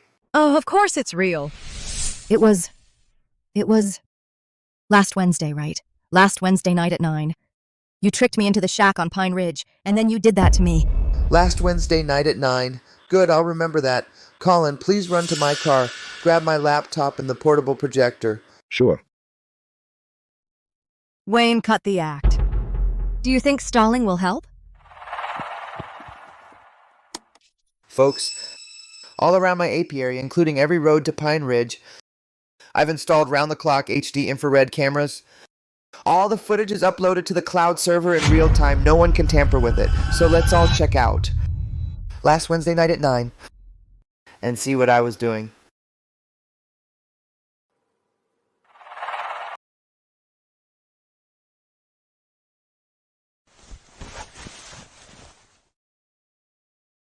Oh my god, so it's true. I told you Wayne wasn't that kind of guy. See, back then he was working with Lily. To think a pretty girl like you would use a fake video like this to slander a good man. You're so wicked. No, that's not true. He made it all up. He's got money. He'll do anything. He's lying to all of you.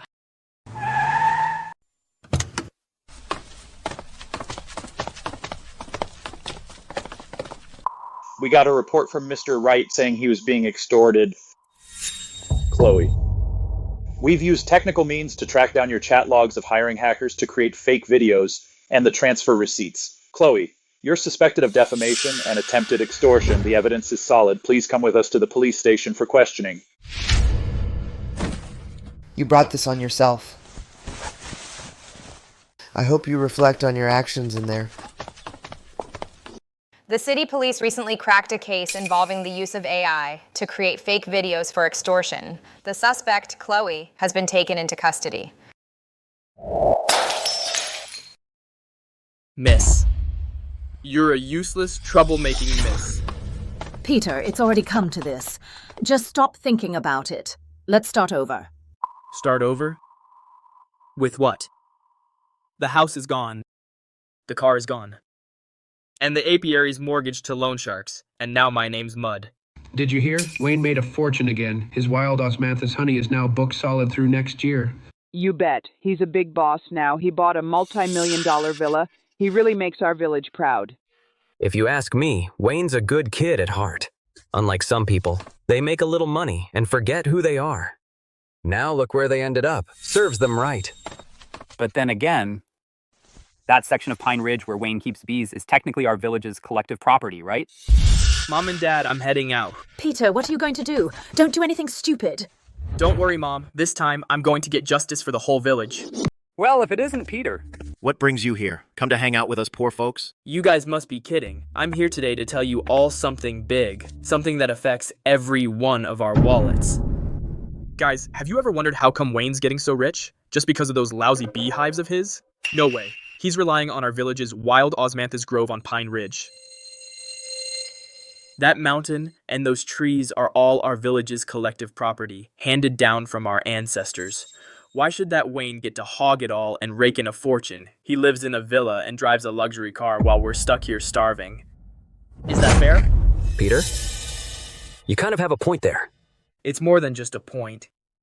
This is really Wayne embezzling our collective assets, bleeding our whole village dry. I'm telling you, his honey sells for $150 a jar. In a year, he makes millions. If we split that money among the whole village, every household could get at least 100 grand. Why should he? No, we can't just let this go. That's right. We can't just let it go. Let's go find him right now. Make him cough up every cent he stole from us. If he doesn't, we'll go to his apiary and grab the beehives and split the honey. That's our stuff. Taking them back is only right. Let's go get some answers from Wayne. Make him split the money with us. Wayne's really in for it this time. Folks, when Wayne gets here, don't be scared, everyone. The law's on our side. If he won't share the money, we'll storm right in. His apiary's ours. Yeah, split the money. He's gotta split it, or we'll smash all his beehives.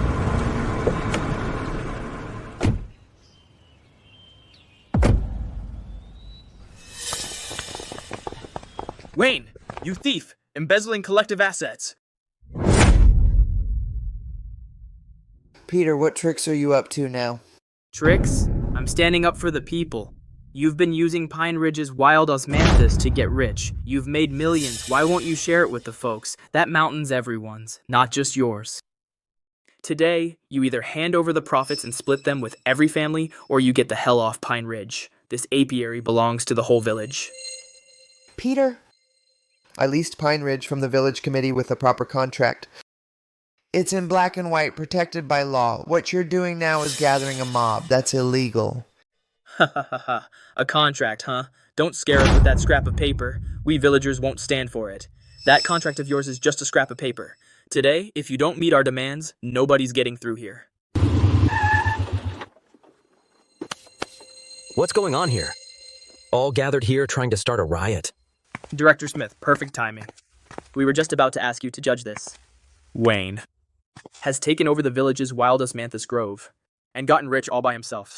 Are you going to do something about it? Everyone, quiet down. I have something important to announce. After deliberation by the village committee and with the consent of the donor, Mr. Wayne Wright, we now announce the allocation of the $5 million he donated to our village. The funds will be used as follows. $5 million? $5 million. Wayne donated $5 million. How is that possible? Has he lost his mind? Director Smith, please stop joking. Since when is Wayne so good-hearted? There's definitely something fishy going on. Then listen up and see if anything's fishy.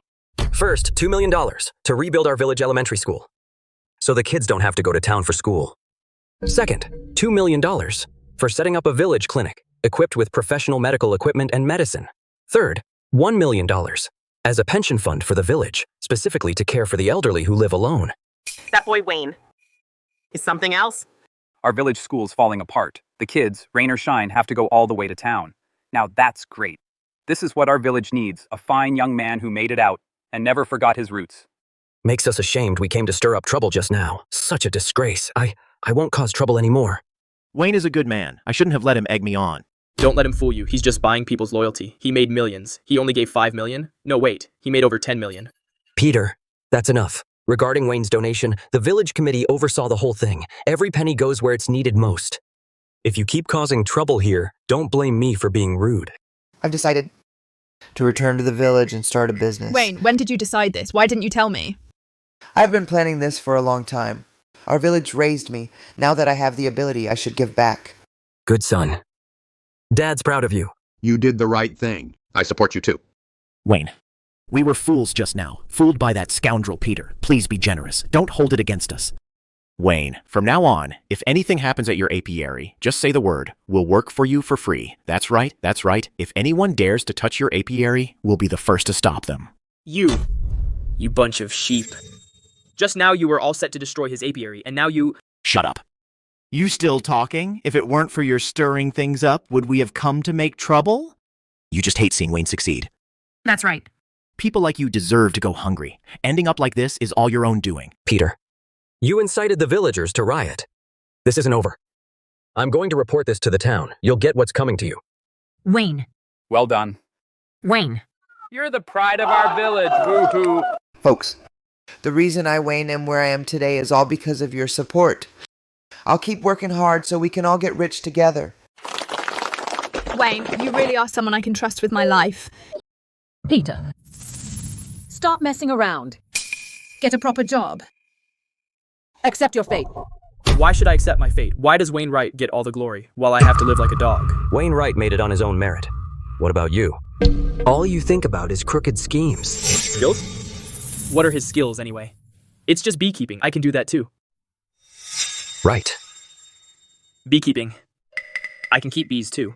Peter, you're crazy. Where would you get the money? The apiary's already mortgaged. The debt's not paid off yet. Mom, don't worry. I'm not going head-to-head with them this time. I have a smarter plan. Wayne, you made your fortune selling wild osmanthus honey, didn't you? Then I'll use your brand to make my own money. So you're Peter Stone. What do you want? John, I hear you're an expert in honey processing. I'd like to work with you. Partnership? How much are you offering? Not much. But I have a great idea. You know Wayne Wright from our village? The one who makes wild osmanthus honey. He sells it for $150 a pound. I've heard. Heard of it. What about it? We could make honey just like his and sell it for less. $100 a pound. It'll definitely sell well. You mean? John, you're a sharp one. It could work. But this takes skill. I'll have to charge you for the know-how. Besides, you're on your own if anything goes wrong. Deal. As long as I can make money, I'm open to anything. This recipe? I've spent 3 years perfecting it. It guarantees the taste, color, and aroma. It's exactly like the real thing. John, you're incredible. It tastes just like Wayne's honey. Of course. But let me warn you. Eating too much of this stuff is bad for you. When you sell it, go easy. Who cares? It's not like I'm the one eating it. As long as I can make money.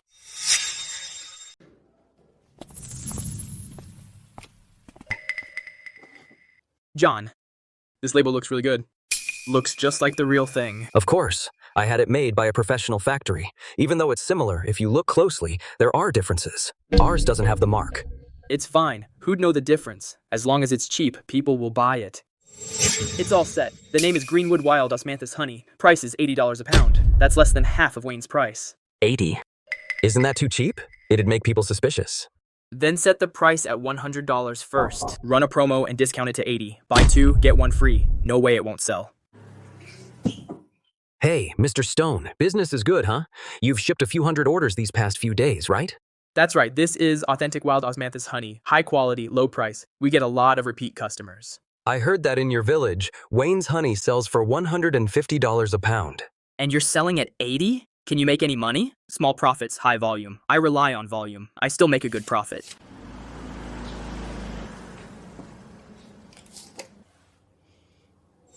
Mom, Dad, look. Today, we sold over 200 orders again. At this rate, we can make over $100,000 a month. Peter, this honey of yours, is there anything wrong with it? It smells a bit weird to me. Mom, what do you know? This is premium stuff. John said it tastes good. Peter, I heard your honey is mixed with artificial flavors. If that gets found out, it's against the law. Dad, don't talk nonsense. What do you mean mixed? This is a legit business. Just don't worry about it. Just wait and count the cash. Wayne, you think you're the only one who can make money? Just wait and see. Before long, I'll make a comeback and crush you under my feet. Wayne, dinner's ready. Lily, thanks for all your hard work. No trouble at all. Oh, Wayne. I've been online lately and saw someone selling our wild osmanthus honey. Their price is way lower than ours, only $80 a pound. $80 a pound? That's impossible. We're the source. How could they be that much cheaper than us? I thought it was weird too, so I bought a jar to check.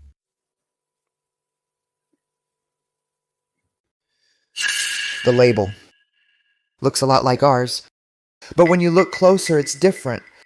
No certification mark, and the origin's unclear. This is fake. The smell is off. It's made with artificial flavor. Fake? Then who did it? Let me see the order.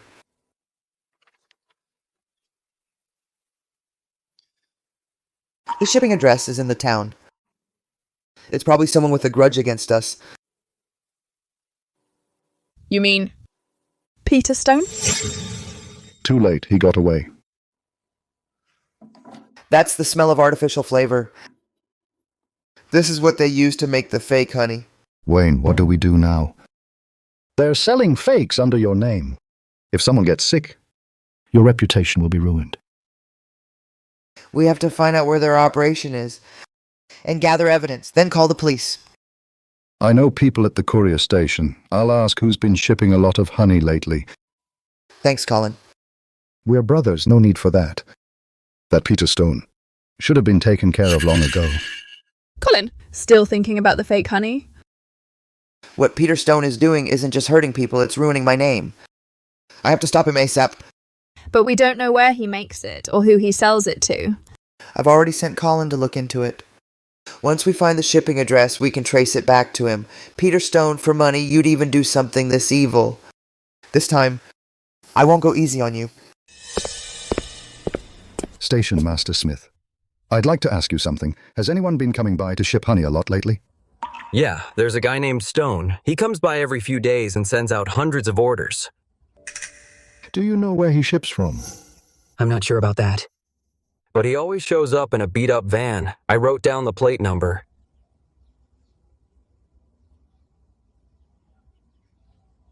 Thanks, Station Master Smith. I'll buy you a drink sometime.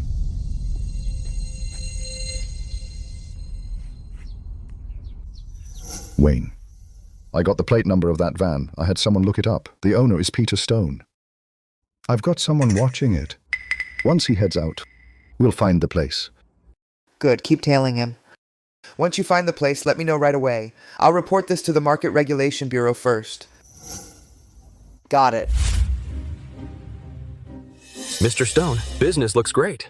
You've made a lot this month, huh? You bet. At this rate, next month, I'll pay off the loan sharks.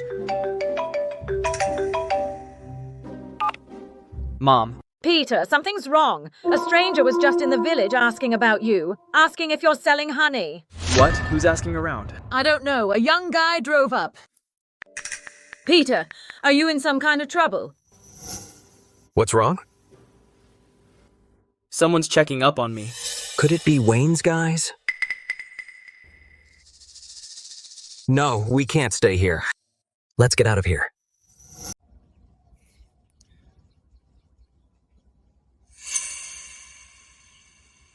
Too late, he got away. He didn't get far. Just left. These raw materials and finished products are all evidence. Seal them all and take them away.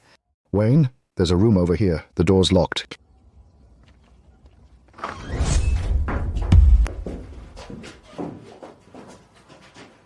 So many orders. Thousands of bottles already sold.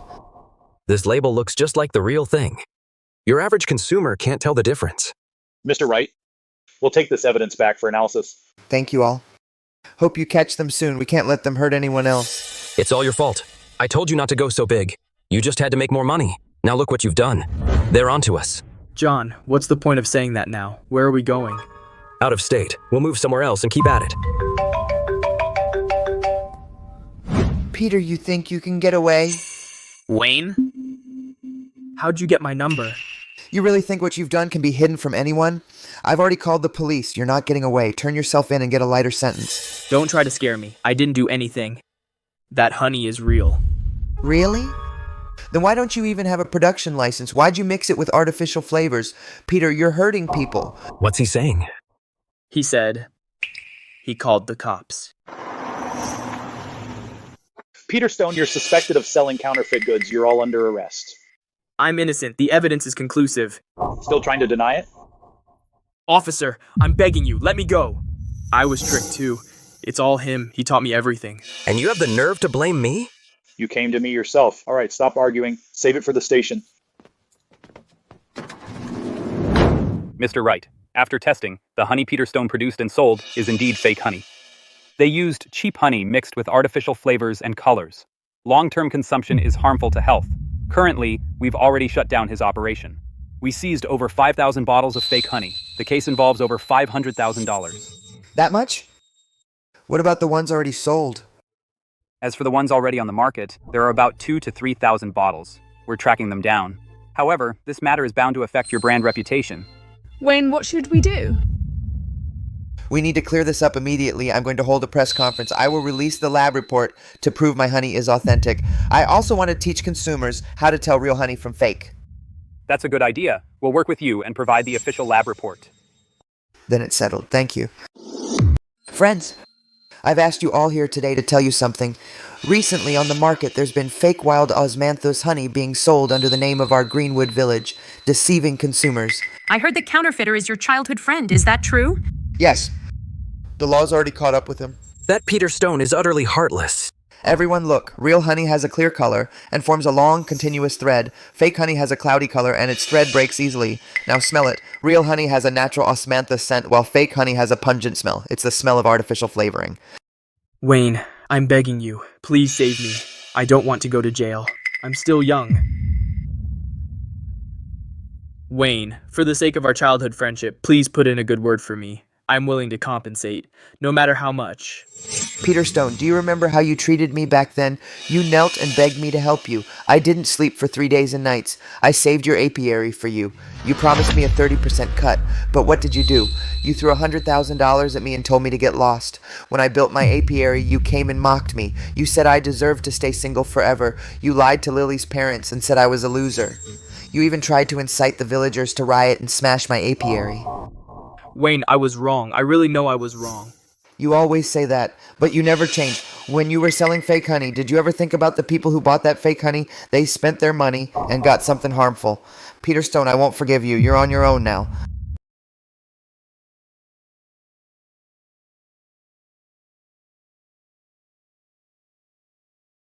You've got another visitor. That well-dressed young guy who was just here? What is he to you? You won't forgive me. You won't give me a break. Then I won't give you a break either. Once I get out, I'll make you pay. Wayne, I heard Peter got 2 years and a $500,000 fine. Sean got a heavier sentence because he was the ringleader. Peter had it coming. If he hadn't treated you that way back then, he might be getting rich with you now. People's greed is never satisfied. Wayne, when are we getting married? Once I finish this season, we'll have the wedding. I'm going to give you the grandest wedding. Who told you to go all out? I want everyone to know that I, Wayne Wright, am marrying the world's best woman. Wayne, you won't let me live. Then you won't live either. I'll take all your blood, sweat, and tears and burn it all to the ground. Oh no, someone's starting a fire. Peter Stone, you've lost your mind. Yeah, I'm crazy. You drove me to it. Go to hell, Wayne. Help! Someone's starting a fire! Somebody hurry! Peter, you animal, you actually tried to burn down the apiary. Quick, put out the fire. Don't let it spread.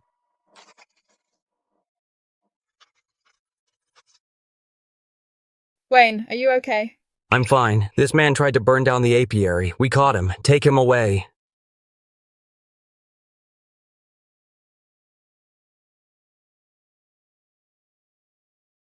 How wonderful. My son is getting married today. Lily, from now on, you're the Wright's daughter-in-law. If Wayne ever dares to bully you, you come tell Mom. Mom will straighten him out. Don't you worry, Mrs. Wright. We all trust Wayne. Lily, once you're married, take good care of your in-laws and live a happy life. I know, Mum. Folks, today's a day of great joy. The pride of our village, Mr. Wayne Wright, and his childhood sweetheart, Miss Lily, are tying the knot. Let's give a warm round of applause to bless the newlyweds. Lily, thank you for always trusting and supporting me. From now on, I'll spend my whole life loving you and taking good care of you. Kiss. Kiss. That's right, kiss. All right. Folks, thank you all for coming to my wedding. I, Wayne Wright, wouldn't be here today without everyone's support. Here's to all of you. You're the pride of our village. I'm planning to start a beekeeping cooperative so we can all keep bees together and get rich. Good. Wayne, you look so handsome today. You look absolutely gorgeous today, too. Our village is planning to start a beekeeping cooperative. My dad's already signed up. After this, I'll keep bees with him and live right. How much can you make from beekeeping? My dad says they make something called wild osmanthus honey. That stuff's really valuable. You're from Greenwood Village? Yeah, but I've been running wild out there all these years. Finally, I can settle down and be a decent man. Too bad that today the beekeeping king, Wayne Wright, is getting married, and I can't even give a cash gift or anything. Wayne, today is the happiest day of my life. Every day from now on will be even happier than today. Wayne, what's Peter Stone thinking right now? Wayne, what's Peter Stone thinking right now? I don't know, but I know everyone has to be responsible for their own choices. He chose greed, he chose hatred. In the end, it destroyed him. Actually, if he hadn't treated you that way back then, he might be just as happy as we are now. Too bad there's no if in this world. Come on, let's go home. Home. Wayne, have some porridge before you start working. You've been at it since before dawn. Even an iron body can't take that. Lily, next month the cooperative will be officially registered. I need to go over the plan again to feel at ease. So, tell me about the cooperative. Well, here's the thing. There are over 30 households in our village. Most of them make a living from farming. They barely make any money all year round. I want to spread beekeeping throughout the village so that villagers who want to join can all raise bees together. With unified branding, centralized sales, and standardized technical guidance, that way every household can earn extra income. Wayne, you're so good, but you're fronting so much money. What if someone refuses to pay you back? Then let them. Anyway, it's not like we're short on cash. But what if someone actually does refuse to pay? Then your money would go down the drain. But I believe most villagers are reasonable people. Besides, as long as they actually make money, who would still have the nerve not to pay you back? Wayne, I support you, but you also need to take care of yourself. Don't take everything on yourself. Getting rich alone isn't enough, but bringing everyone along, that's true success. If Peter Stone had understood this principle back then, he wouldn't have ended up like this. Folks, I've called you all here today because our fellow villager, Wayne Wright, has a great idea to share with everyone. All right, everyone, settle down. Let's hear what Wayne has to say. Folks, hello everyone. I stand here today to tell you all something. I want to start a beekeeping cooperative and help everyone get rich through beekeeping. Wayne, how much can you earn from beekeeping? I'll level with you all. Last year alone, I pulled in over $2 million just from wild osmanthus honey. Of course, I've been doing this for years. I've got the experience and know-how. If you're just starting out, you won't make that much. But within a year, each household can earn an extra $30,000 to $50,000 without any problem. $30,000 to $50,000? That's way better than farming. But we don't know how to keep bees. What if they die? Don't worry about that. Once you join the cooperative, I'll give you all free technical training. We'll have group classes at least twice a month. If you have any questions, you can come to me anytime. For the bee colonies and beehives, I'll cover the upfront costs. You can pay me back after the honey sells. And all the honey from cooperative members will be sold as the Greenwood Wild Osmanthus honey under one unified brand. Prices will be guaranteed. Wayne, that sounds nice, but what if the honey doesn't sell? I've thought about that too. Right now our wild osmanthus honey can't keep up with demand. Orders are already booked through next year. As long as the quality is good, we won't have any trouble selling it, and I've already got several major buyers signed to long-term contracts. The price is stable at over $150 a pound. I trust Wayne. Count me in too. Sounds nice, cooperative. In the end, it's still Wayne who takes the lion's share, and we'd just be working for him for nothing. I don't believe in any free lunch. And if we lose money, who's going to cover it? He gets rich and wants to be a landlord, and we'd be his hired hands. Here's how the cooperative's profit-sharing plan works. The honey each household produces, after deducting costs, 80% of the profit goes to the beekeeper. 10% goes to the cooperative's public fund for technical upgrades and brand promotion. The remaining 10% goes to me. In other words, you all get the lion's share and I get a smaller cut. All accounts will be made public every month and anyone can check them. All right. If anyone's got something to say, speak up now. But let me say one thing first. What kind of person Wayne is, you all know very well. He donated $5 million to build a school and a clinic in the village. These are all solid facts. If he wanted to fool you all, would he do that? Thank you all for your trust. I promise I won't let you down. The cooperative will officially launch next month. This month we'll begin the first round of training. Wayne, you've not only changed our lives, but also the fate of the whole village. I really married the right man. Everybody watch closely. This is a honeycomb frame. The bees are on it. They build nests, lay eggs, and make honey. It's the core of the whole beehive. When you get back, the first thing is to install the honeycomb frames properly into the beehives. When installing, make sure the spacing is even, not too tight and not too loose. If it's too tight, the bees can't move around. If it's too loose, they'll build irregular combs. Then it's a pain to manage. Wayne, I want to ask, this spacing you mentioned, about how much is it? Roughly about a finger's width, basically about half an inch. When you get back, you can try using a chopstick to gauge it. You'll get the feel in no time. Wayne, I have a question too. My place is pretty far from Pine Ridge. Can the bees fly that far to collect nectar? Good question. A bee's foraging radius is about 1 to 2 miles, but the best practice is to place the beehives as close to the nectar source as possible. In the hills around our village, wild osmanthus is widespread. You can all take a look around near your homes to see where the most wild osmanthus grows. Place the beehives near there. As for the exact locations, I'll go door to door and help you check. Before opening the beehive, use a bee smoker to puff some smoke at the entrance. Don't use an open flame. Dried mugwort works fine. When bees smell smoke, they'll retreat into the beehive. Then you can open the lid without getting stung easily. See, it's safe now. These bees are very docile. Wow, so many bees. They look pretty scary. Don't worry, bees are actually gentle. As long as you don't provoke them, they usually won't sting. But protective gear is a must. A beekeeping veil, gloves, long sleeves, and pants. You can't skip any of them. Okay. Uncle Joe, why are you still here? Got something you want to ask? Wayne, let me be honest with you. Last time that was my fault. What thing? It's about Peter Stone stirring everyone up to block your apiary. I went along with them that time, and then you donated $5 million. I just felt like I was a real jerk. Let bygones be bygones. Uncle Joe, I don't hold grudges. Wayne, I want to keep bees too, but with the crap I said at the meeting the other day, I'm afraid you won't let me join. Uncle Joe, the cooperative's door is open to all villagers, no exceptions. As long as you're willing to work, I'll teach you. Wayne, you're a good man. I, Joey, don't respect many people in my life, but you're one of them. From now on, if you need anything, just say the word. I'll be the first to step up. Uncle Joe, just focus on beekeeping. Once your bees produce honey, you'll see it's totally worth it. People's hearts aren't made of stone. As long as you're genuinely good to others, there will always be people willing to follow you. Wayne, it's almost midnight. Why are you still up? Almost. I just want to go over the purchase contracts again. Next month, the cooperative's first batch of honey is coming out. I've got to make sure every step goes smoothly.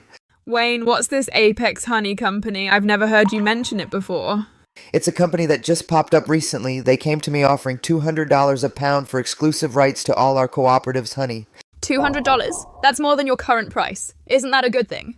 It's not that simple. They want exclusive purchasing rights. And the contract term is 5 years. So basically, once I sign the contract for the next 5 years, all my honey can only be sold to them. not to anyone else. What if they suddenly lower the price in the second year? Exactly. You hit the nail on the head. The contract says the first year is $200 a pound, but the price for the following 4 years will be negotiated by both parties. This means they use a high price to hook me in the first year, and in the following 4 years they can lower it to whatever they want. By then I won't be able to back out. Because of the exclusivity clause, this is a trap. Right. I looked into Apex Honey. Their registered capital isn't high. The legal representative is a guy named Derek Davis. He has a terrible reputation in the industry. He's the type to hog the whole market. He first uses high prices to corner the sales channels of small brands. Then he price gouges. He's ripped off a lot of small beekeepers. So what are you going to do? Turn him down? Of course I refuse. But the problem is, he won't let this go. A guy like that, if you refuse him, he'll come up with other ways to get you. I need to get ready ahead of time. Wayne, no matter what tricks he uses, I'm with you through it all. With you by my side, nothing scares me. The name Derek Davis, I've memorized it. Mr. Davis, Wayne got back to us. Oh. What did he say?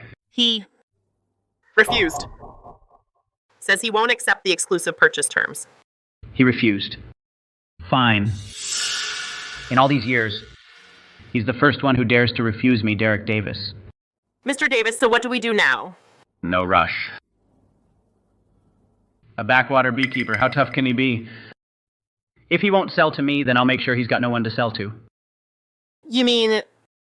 Go find out which outlets his honey mainly goes to now. Then go talk to each one. Have them stop buying from Wayne. I'll pay them double.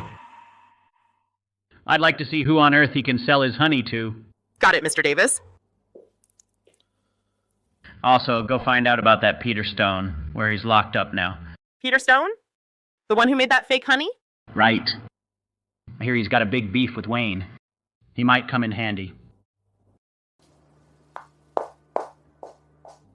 Wayne, you have no idea who you refused. In this industry, when I, Derek Davis, want someone gone, they won't survive 3 months. Folks, today marks the day our beekeeping cooperative in Greenwood Village is officially established. From today on, we're no longer individuals fighting alone. We are a team. As long as we work together and follow the technical specifications, I promise every household can have good days through beekeeping. Martha. Look, our son has made something of himself. Yeah, our son's really made it. Not only is he rich himself, but he's also pulling the whole village up. My life is worth it. Uncle Luke, your place is great. It faces south, gets sun, and is sheltered from the wind. Plus, the wild osmanthus grove is right up there. The bees don't have to fly far to get nectar. But there's one problem. This sloping land of yours drains poorly. When it rains heavily, water accumulates easily. The beehives can't be placed directly on the ground. You need to raise them with bricks. At least 8 inches. This keeps the hives from getting damp. Good. I'll go get the bricks right away. Wayne, come, have some peanuts. You've been busy all day. Take a break. Aunt Lucy, no need to be so polite. I still need to check the next place. By the way, Uncle Luke, after placing the beehives, don't touch them for the first 3 days. Let the bees get used to the environment first. Once they're coming and going normally, then you can maintain them the way I taught you. Got it, Wayne? Don't worry. I'll do exactly what you said. Wayne, there's something I need to tell you. What is it? Mr. Zhang just called. You know, the buyer we've been working with. He said his order for this month is cancelled. Cancelled? Why? He didn't give a specific reason. He just said there were some changes. He told us not to ship anymore. And his tone was off. Like there was something he couldn't say. Sounds like Derek Davis has made his move. You mean the boss of Apex Honey? He has that much power, he can even get to Mr. Zhang. Mr. Zhang's business isn't just honey. If Derek Davis threatens him with other business, Mr. Zhang might, for the bigger picture, give up on us as his small clients. I'll try to contact other buyers. If Derek Davis really cuts off my sales, then we're in big trouble this time. Wayne just got the cooperative started and now this happens. Oh my god, why can't we just live in peace? Wayne, have something to eat. You've been on the phone since this afternoon making dozens of calls. Lily, out of 6 buyers, 4 have already been snatched by Derek Davis and the remaining 2 are hesitating. At this rate, once next month's honey from the cooperative comes out, we'll have no channels to sell it at all. Eat your noodles first and then we'll figure something out. Haven't you always said there are more solutions than problems? Lily, I have an idea. What idea? Derek Davis can cut off my traditional channels because those buyers are all afraid of him. He's been in the industry for over 20 years and has a deep network, but he has a blind spot.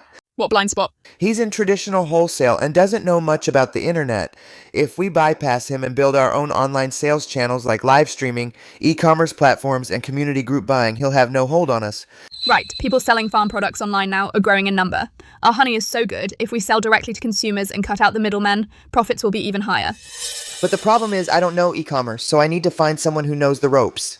Wayne, do you remember my college classmate Fiona? She's doing live stream operations in the provincial capital now, helping several agricultural brands with online promotions, and her results are great. Lily, you're truly my lifesaver. I'm not your lifesaver, I'm your wife, and a wife is much more important than a lifesaver. Mr. Davis, we've already reached an agreement with 4 of Wayne's 6 buyers.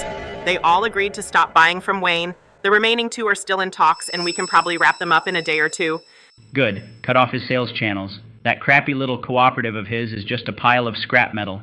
Once he can't hold out, he'll naturally come begging to me. By then, I'll offer $30 a pound to buy his honey and make him hand the goods over on his knees. As for Peter Stone, I went to the detention center to check on him. He hates Wayne to the bone.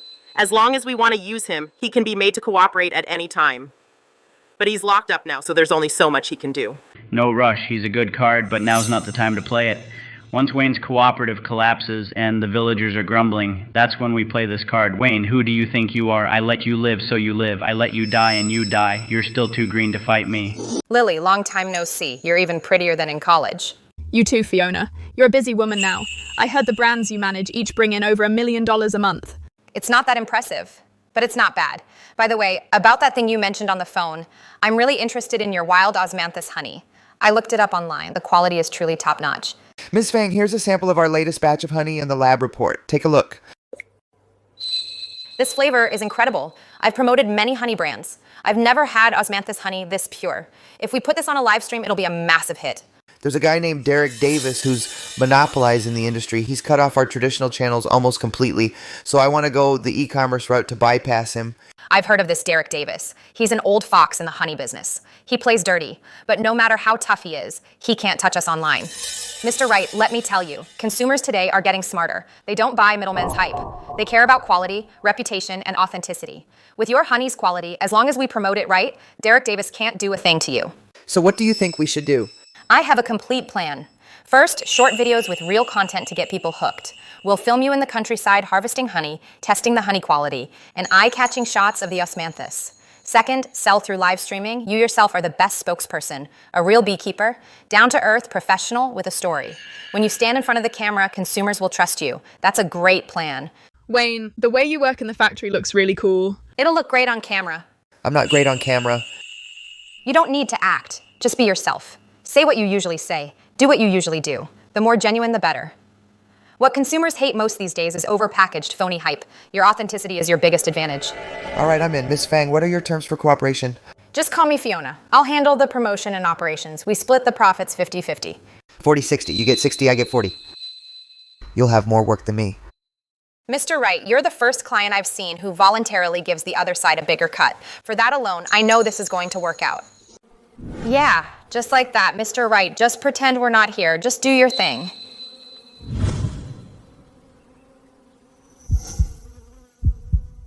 See, this color's right. This is authentic wild osmanthus honey. It should be dark amber. When light passes through, it shows a golden red hue. If it's light yellow or white, then it's either not osmanthus honey or it's mixed with other honey. Now this is real content. No script needed. It's already the best content. All these wild osmanthus on the mountain are my nectar source.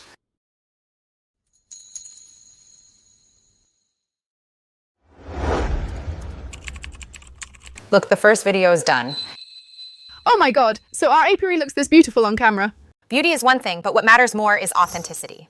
Viewers today have seen too many heavily filtered fakes. When they suddenly see content so real, they're bound to be moved. I'm going to post it tonight. We'll check the stats tomorrow. All right, you decide. Mr. Wright, Lily, quick, come check this out. Overnight, views hit 5 million, over 500,000 likes. The comment section is all people asking where to buy it. One night, that's the power of the internet. Mr. Wright, strike while the iron's hot. Tonight, we're doing our first live stream. You'll be on camera yourself, right at the apiary. We'll extract honey on-site, taste it on-site, and answer viewers' questions on-site. I promise we'll get orders tonight. Okay. Wayne, nervous? A little. I'm not afraid of bees, but cameras make me nervous. Just pretend it's me behind the camera, like you're talking to me. Just be yourself. Mr. Wright, we're live. There are already 30,000 people waiting. I'll warm up the audience for 2 minutes. Then you're on. Welcome to our live stream. I'm Fiona. Today we're bringing you a special live stream. We've come directly to an apiary deep in the mountains. Right behind me is the beekeeper from that video, Wayne Wright. Next, he'll personally show you a jar of authentic wild osmanthus honey and how it's made. Okay, everyone hang tight. Please welcome our master beekeeper, Wayne Wright. Hello everyone, I'm Wayne Wright. Look, these are my beehives. The bees inside are Chinese honeybees, also called native bees. They're native to China. See this honeycomb? The white wax caps on top mean it's fully ripe. The moisture content of ripe honey is below 20%. No processing needed. You can eat it right from the hive. Look everyone, this is our wild osmanthus honey. It's dark amber. It has a natural osmanthus scent. This batch tastes amazing. Sweet but not cloying, with a subtle osmanthus aftertaste. Don't worry, everyone. Our wild osmanthus honey is now officially on sale. Click the yellow cart below to place your order. Today's launch special. Buy 2, get 1 free. Lily. 10 minutes into the stream, we've sold over 300 orders. Over 300 orders? In 2 hours, we sold over 1,800 orders. Sales are over $270,000. Peak concurrent viewers topped 100,000. 2 hours, 270,000. Right, and this is just the first one. Once we build up our content lineup and stream every day, 1 million a month is totally doable. All of Derek Davis's traditional channels combined can't beat a single live stream. Wayne, we made it! Derek Davis, you cut off my old path. I'll open a new path, and it's much wider than you think. Mr. Davis, we've got a situation. You need to see this. What is it? Wayne has started doing e-commerce. He had his first live stream last night. He sold nearly $300,000 in 2 hours. His short video account just hit 200,000 followers. So he's selling honey online. He thinks just because he switched channels, I can't touch him. Mr. Davis, online is nothing like offline. It's hard for us to step in. The platforms have their own rules. We can't handle it the way we handle offline. We just can't. Let me show you what having a way really means. First, get people to flood his live stream with bad reviews. File malicious complaints. Dozens of complaints in one stream. The platform will shadow ban his account or even get it banned. Second, get some bot accounts. Post on social media. Claim his honey has quality issues. Use a fake lab report to ruin his reputation. Third, go talk to President Lewis of the State Beekeeping Association. Tell him dinner's on me. I've got some things to discuss. He's with the Beekeeping Association and he holds the authority to review industry standards. If he says the word, he can make Wayne's honey disappear from the market. Mr. Davis, what if these tricks get exposed? I'm paying you not for you to tell me how to run things. Just get it done. Yes, Mr. Davis. Wayne! Uncle Joe, what's wrong? I just saw something on my phone. There's someone online saying your honey has problems. They're saying your honey's mixed with sugar and flavoring. They even attached a lab report. Lots of people are sharing it. That lab report is fake. Our honey, every batch has a certified lab report. We've never had any quality problems. Then somebody's definitely out to sabotage you. People like that are just despicable. Wayne, what should we do? I'll round up the guys and settle this with them. Uncle Joe, don't do anything rash. Fighting won't fix anything. Someone's behind all this, Fiona. Someone's spreading rumors online. They're saying our honey has quality problems. Have you seen it?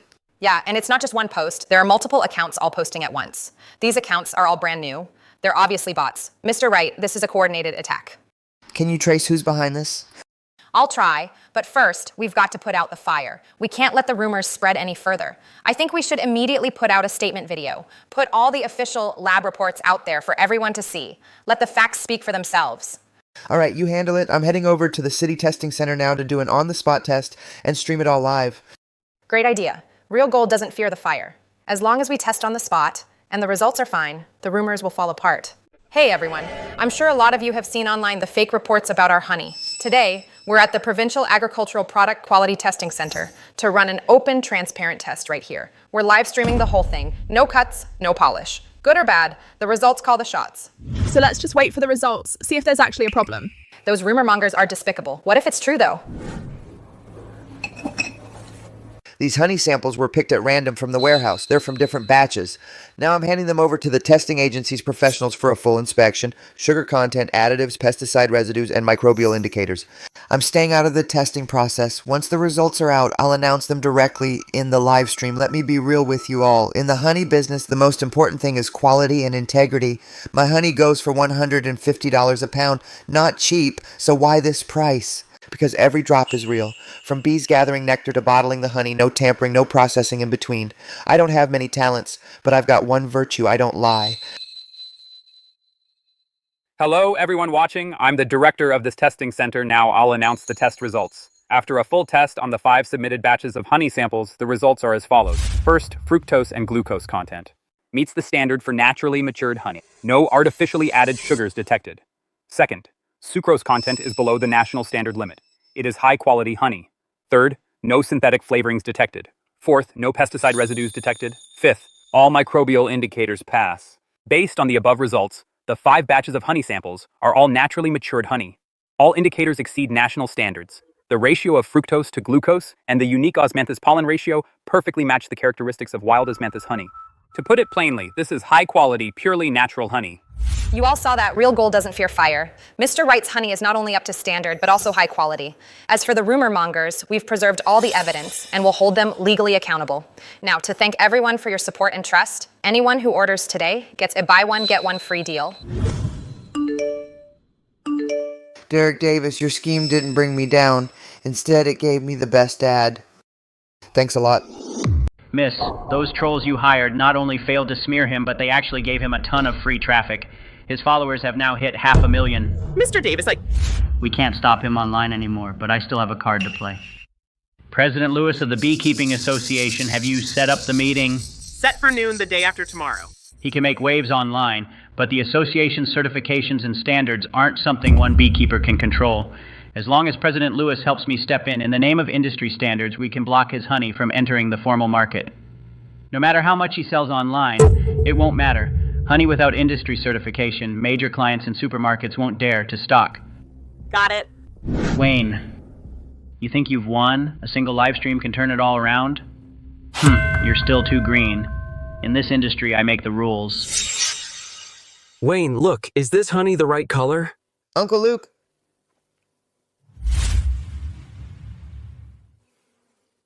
Not bad, Uncle Luke. The color and consistency are spot on. You're learning fast. Wayne, Fiona just sent a message. She said the State Beekeeping Association is going to conduct a targeted quality inspection of the honey industry. All honey producers will have to undergo review. She thinks this is fishy. A special inspection by the State Beekeeping Association. So Derek Davis is up to his old tricks again. Do you think this inspection is aimed at us? The timing is too convenient. We just, on our live stream, did a public quality test and embarrassed him. He immediately got the association to launch a special inspection. The intent is obvious. He wants to use industry power to choke us.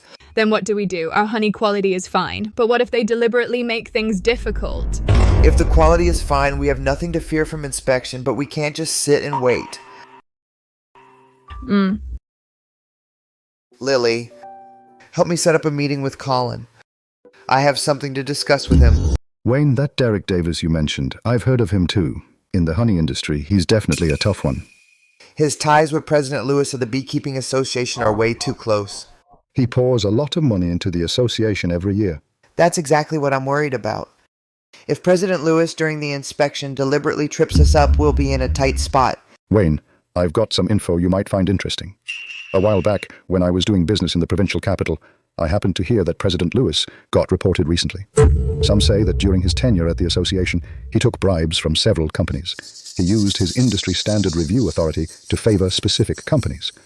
Now the State Ethics Committee seems to be secretly investigating him. Is that true? I've got a friend at the State Ethics Committee. He mentioned it to me privately, but the investigation is still ongoing, not public yet.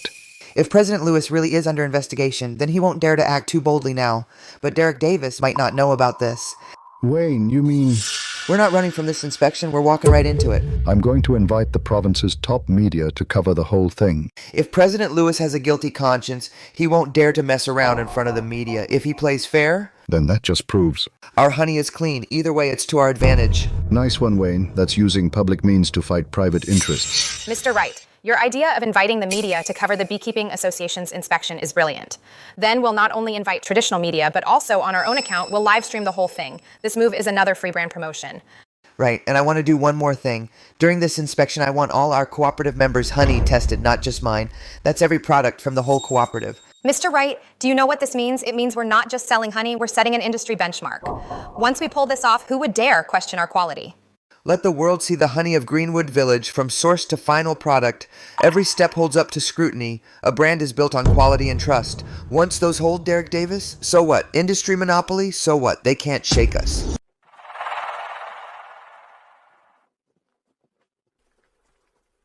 Mr. Wainwright, quite a setup you've got here. For a routine inspection, why all this fuss?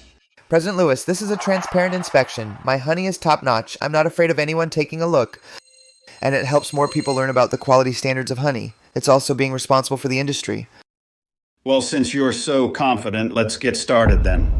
Experts, please take a look. Every beehive has a number corresponding to detailed management logs, including bee origin, quarantine certificates, daily medication logs, harvesting time, and yield. All data is open and transparent. This level of management is more standardized than many large corporations. On-site rapid test results for Wayne's apiary. For the submitted samples, all indicators exceed national standards, meeting premium honey quality requirements. Mr. Wright's apiary management is indeed very professional. The honey quality is great too. The association will issue the inspection report truthfully. Thank you, President Lewis. I believe the association will be fair and just when issuing the report. After all, so many consumers across the province are watching. How are things going? Mr. Davis, this Wayne Wright is tough to deal with. He brought the media and live streaming here. I couldn't tamper with anything on site. And someone's been keeping an eye on me lately. The State Ethics Committee seems to be looking into me. This matter, I can't be involved in it anymore. That old fool bailed on us when it mattered most. Worthless piece of trash. Mr. Davis, we can't count on President Lewis anymore. What do we do now? Wayne's online sales are blowing up every day. He's already got over 1 million followers. Monthly sales are already past $2 million. If we don't do something soon, he'll become the top brand in the industry. When is that Peter Stone getting out? Next month? I want to see him when he's out. Mr. Davis, are you sure you want to use this guy? He was jailed for fake honey and arson and got several years. His reputation is ruined. I don't give a damn about his reputation. What I need is for him to hate Wayne. A man who hates him to the bone will stop at nothing. As long as I give him enough money and support, he'll be my best weapon. But... No buts. Get it done. Mr. Wright, our online channels are solid now, but I think e-commerce alone isn't enough. We should move into offline sales, get into supermarkets and boutique stores. That way we can build a complete online and offline dual channel strategy. You're right, but getting into supermarkets requires industry certification and cooperation from channel partners. Derek Davis still has pull in that area. So I suggest you make a trip to the provincial capital. Talk directly to the purchasing departments of several major supermarkets. Your brand awareness is enough now. They can't ignore the endorsement of 1 million+ followers. Good. I'll sort out the cooperative's affairs first. I'll head to the provincial capital the day after tomorrow. Wayne, if you're going to the provincial capital, I'll come with you. Uncle Joe can keep an eye on the cooperative. It'll be fine. All right, we'll go together. You two are such a model couple. Tell you what, I'll set up meetings with a few supermarket purchasing managers for you. You can go straight to the talks when you arrive. Mr. Wright, I've looked into your honey. The quality is really good and it's got great reviews online. But the sales percentage of honey categories in our supermarket has never been high. And honestly, we already have a long-term cooperation agreement with Apex Honey, which might upset them. Mr. Clark, I understand your concerns, but let me ask you one thing. When consumers walk into a supermarket to buy honey, what do they care about most? Quality and price. As for quality, I've got an official report from a testing agency. All indicators far exceed national standards. As for price, we've got over 1 million followers now. We get hundreds of thousands of views a day. If you just let me use my account to promote you for free, this traffic converted into ad value is worth at least hundreds of thousands of dollars. Traffic-driven in-store consumption. This is really a very attractive partnership model. And I'm not asking for exclusive cooperation. You can also sell Apex Honey's products. Let consumers choose for themselves. Good quality will naturally sell well. Mr. Wright, preliminary intention is no problem. We'll start with a trial batch first to see the market response. If it works well, we'll sign a long-term contract. Mr. Clark, thank you for your trust. Wayne, we hit 3 supermarkets today. 2 of them agreed to a trial run. Awesome. And the biggest one in the capital, a supermarket chain, didn't work out. I'll try again tomorrow. Wayne, don't you think our life has changed too fast? A year ago, you were still sleeping in a shack. Now you're in the capital talking about a partnership with a big supermarket. Yeah, it sure has. But no matter how much things change, some things will never change. What? My feelings for you will never change. No matter how much money I make, no matter how big the business gets, you'll always be the one I care about most. Wayne, with you by my side, I'm not afraid of anything. Who are you? What do you want? Hello, Mr. Stone. I'm Derek Davis, chairman of Apex Honey. I came all the way just to see you. Honey business? What do you want with me? Mr. Stone, I've been closely following your situation. Back then, your apiary in Greenwood Village was in the end, you ended up in here for some trivial matters. I think you really got a raw deal. Wronged? I sure was wronged. If it weren't for that handsome Wayne, right now I'd still be the most prominent man in Greenwood Village. Exactly. You've always been a capable guy, just a bit unlucky. Now, Wayne, thanks to your village's wild osmanthus honey, makes millions a year. He lives in a villa worth millions. The cooperative is booming. He's blowing up online. And you've been suffering in here for years. Is that fair? That wild osmanthus grove. I discovered it first. It was perfect for beekeeping. It was Wayne who stole my opportunity. Mr. Stone, you're out tomorrow. Once you're out, what are you going to do? What can I do? I have nothing left now. No house, no car, no money either. Here's $100,000 in cash. Think of it as a little allowance from me. There's no such thing as a free lunch. What exactly do you want me to do? Very simple. After you get out, I'll fund your comeback. You keep running your honey business, but this time not alone. You'll partner with me. I'll provide funding, distribution channels, and technology. You bring your knowledge of Greenwood Village and your connections.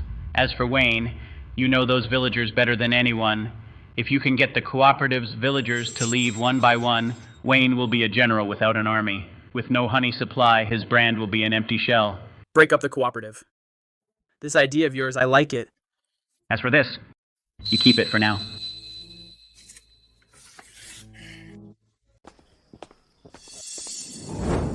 Peter, you're out.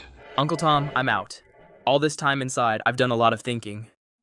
The things I did before, they were really wrong. I came back this time just to apologize to everyone and turn over a new leaf.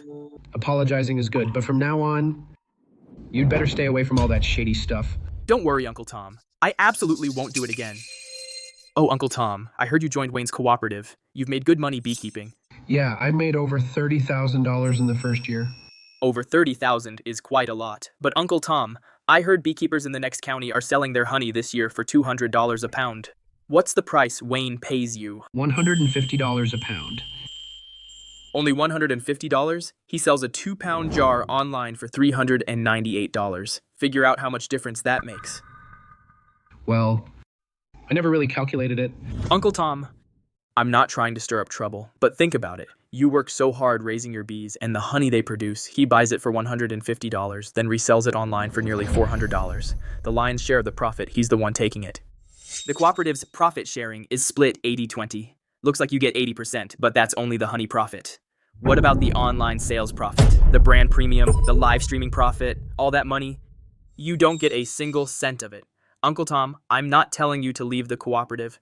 I just think you should fight for more of the benefits that belong to you. $150 is too low a price. It should be at least $200. Wayne, do you think your villagers will forever stay loyal and follow you? People are only human. Who doesn't want to make more money? All I have to do is plant this seed, and once I do, it won't be long before your cooperative collapses from within.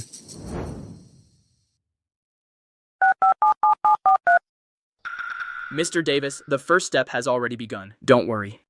I know these people inside and out. Give me a month, and I guarantee they'll all leave Wayne one by one. How come we're missing 6 or 7 people? I don't know either. I called them up. Some said they had stuff to do, others just didn't pick up. Wayne, I've got something to tell you. Go ahead, Uncle Luke. It's about the purchasing price. Wayne, $150 a pound is already a lot, but I've heard you sell at a higher price online. It's not that I don't trust you, but some people are whispering. They say our profit sharing isn't quite fair. Do you think you could raise the price a bit? Uncle Luke, is all this what Peter Stone told you? Wayne, Uncle Luke, I don't blame you. It's human nature. Everyone wants to make more money, but let me tell you the truth. I sell it online for $398. After deducting operating costs, packaging fees, shipping fees, platform commission, and promotion fees, and Fiona's team's share... Then what's left for you? The profit I actually pocket isn't much more than $150, and brand building and promotion have cost a lot of manpower and money. These are all hidden costs. All this he never told me. Of course he wouldn't. What kind of man Peter Stone is, you know very well. He made fake honey and hurt people. He burned down the apiary. He did a few years in prison. Now that he's out, he's stirring up trouble everywhere. Uncle Luke, do you really think he is doing this for your own good?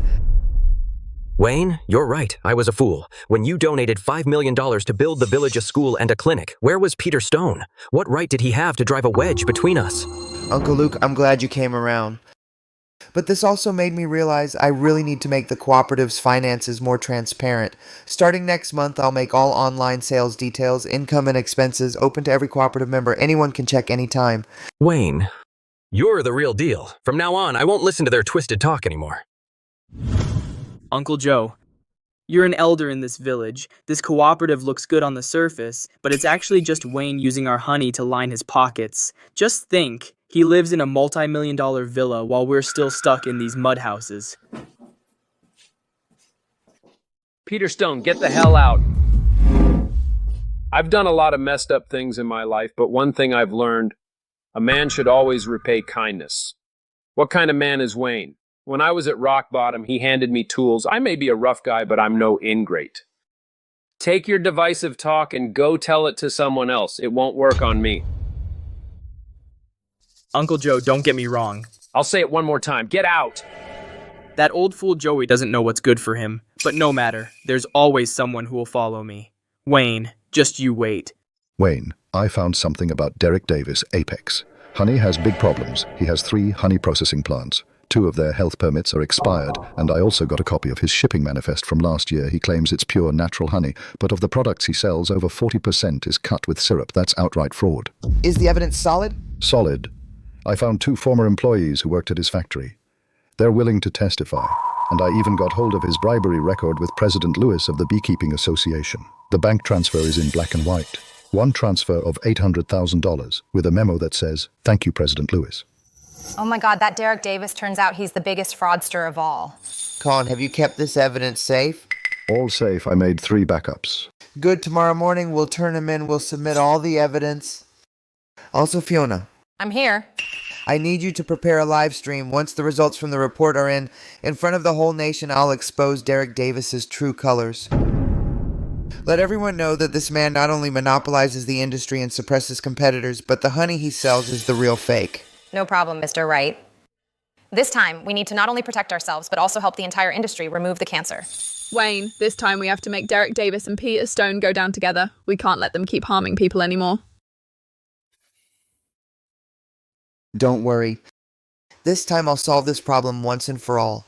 Mr. Davis, bad news. We got word from Peter Stone that his Greenwood Village recruitment plan isn't going well. Most villagers aren't buying it, and Wayne seems to know that we've been manipulating behind the scenes. I see. How does he know? Not sure. But the bigger problem is, a former employee of our factory contacted me and said someone is looking into our product quality and financial records. Investigating. Who's investigating? Not sure yet, but it's most likely Wayne's people. That little punk Wayne. He actually traced it back to me. Damn it! I need to hide the evidence right away. This is all the evidence we've gathered, including the shipping manifests, bribery records, and witness testimony.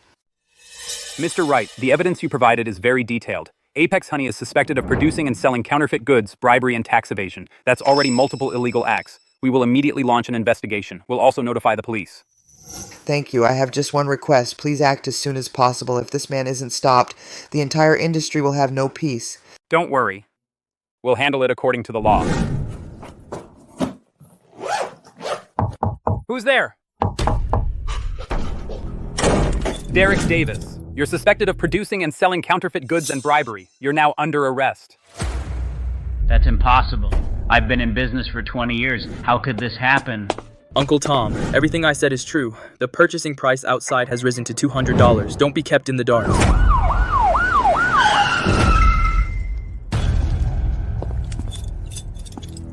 Peter Stone, you're suspected, along with Derek Davis, of engaging in unfair competition and abetting others in damaging business reputation. Please cooperate and come back with us for investigation.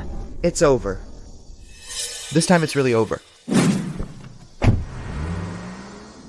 Folks, I'm very happy to announce that the Greenwood Village Beekeeping Cooperative has been honored by the provincial government with the title of Provincial Rural Revitalization Demonstration Base. Our village's per capita income over the past year has gone up 300%. Great. Thank you, everyone. Today I'd like to share some good news with you. Our Greenwood Wild Osmanthus honey has officially obtained the National Geographical Indication Protection Product Certification. From today on, in all of China, only the Wild Osmanthus honey produced by Greenwood Village can be called Greenwood Wild Osmanthus honey. Wayne, you're the hero of our village. In my entire life, the best decision I ever made was to follow Wayne into beekeeping. Honey, our son has really made it. Yeah, I never dreamed we'd see this day. This kid Wayne has never let me down. Wayne, the baby is kicking me. The baby's happy for his daddy. Dad once told me something. In life, it's not about how far you go, but who you bring with you. Now I finally understand one person's success is nothing. Making the people around you live good lives is the real success.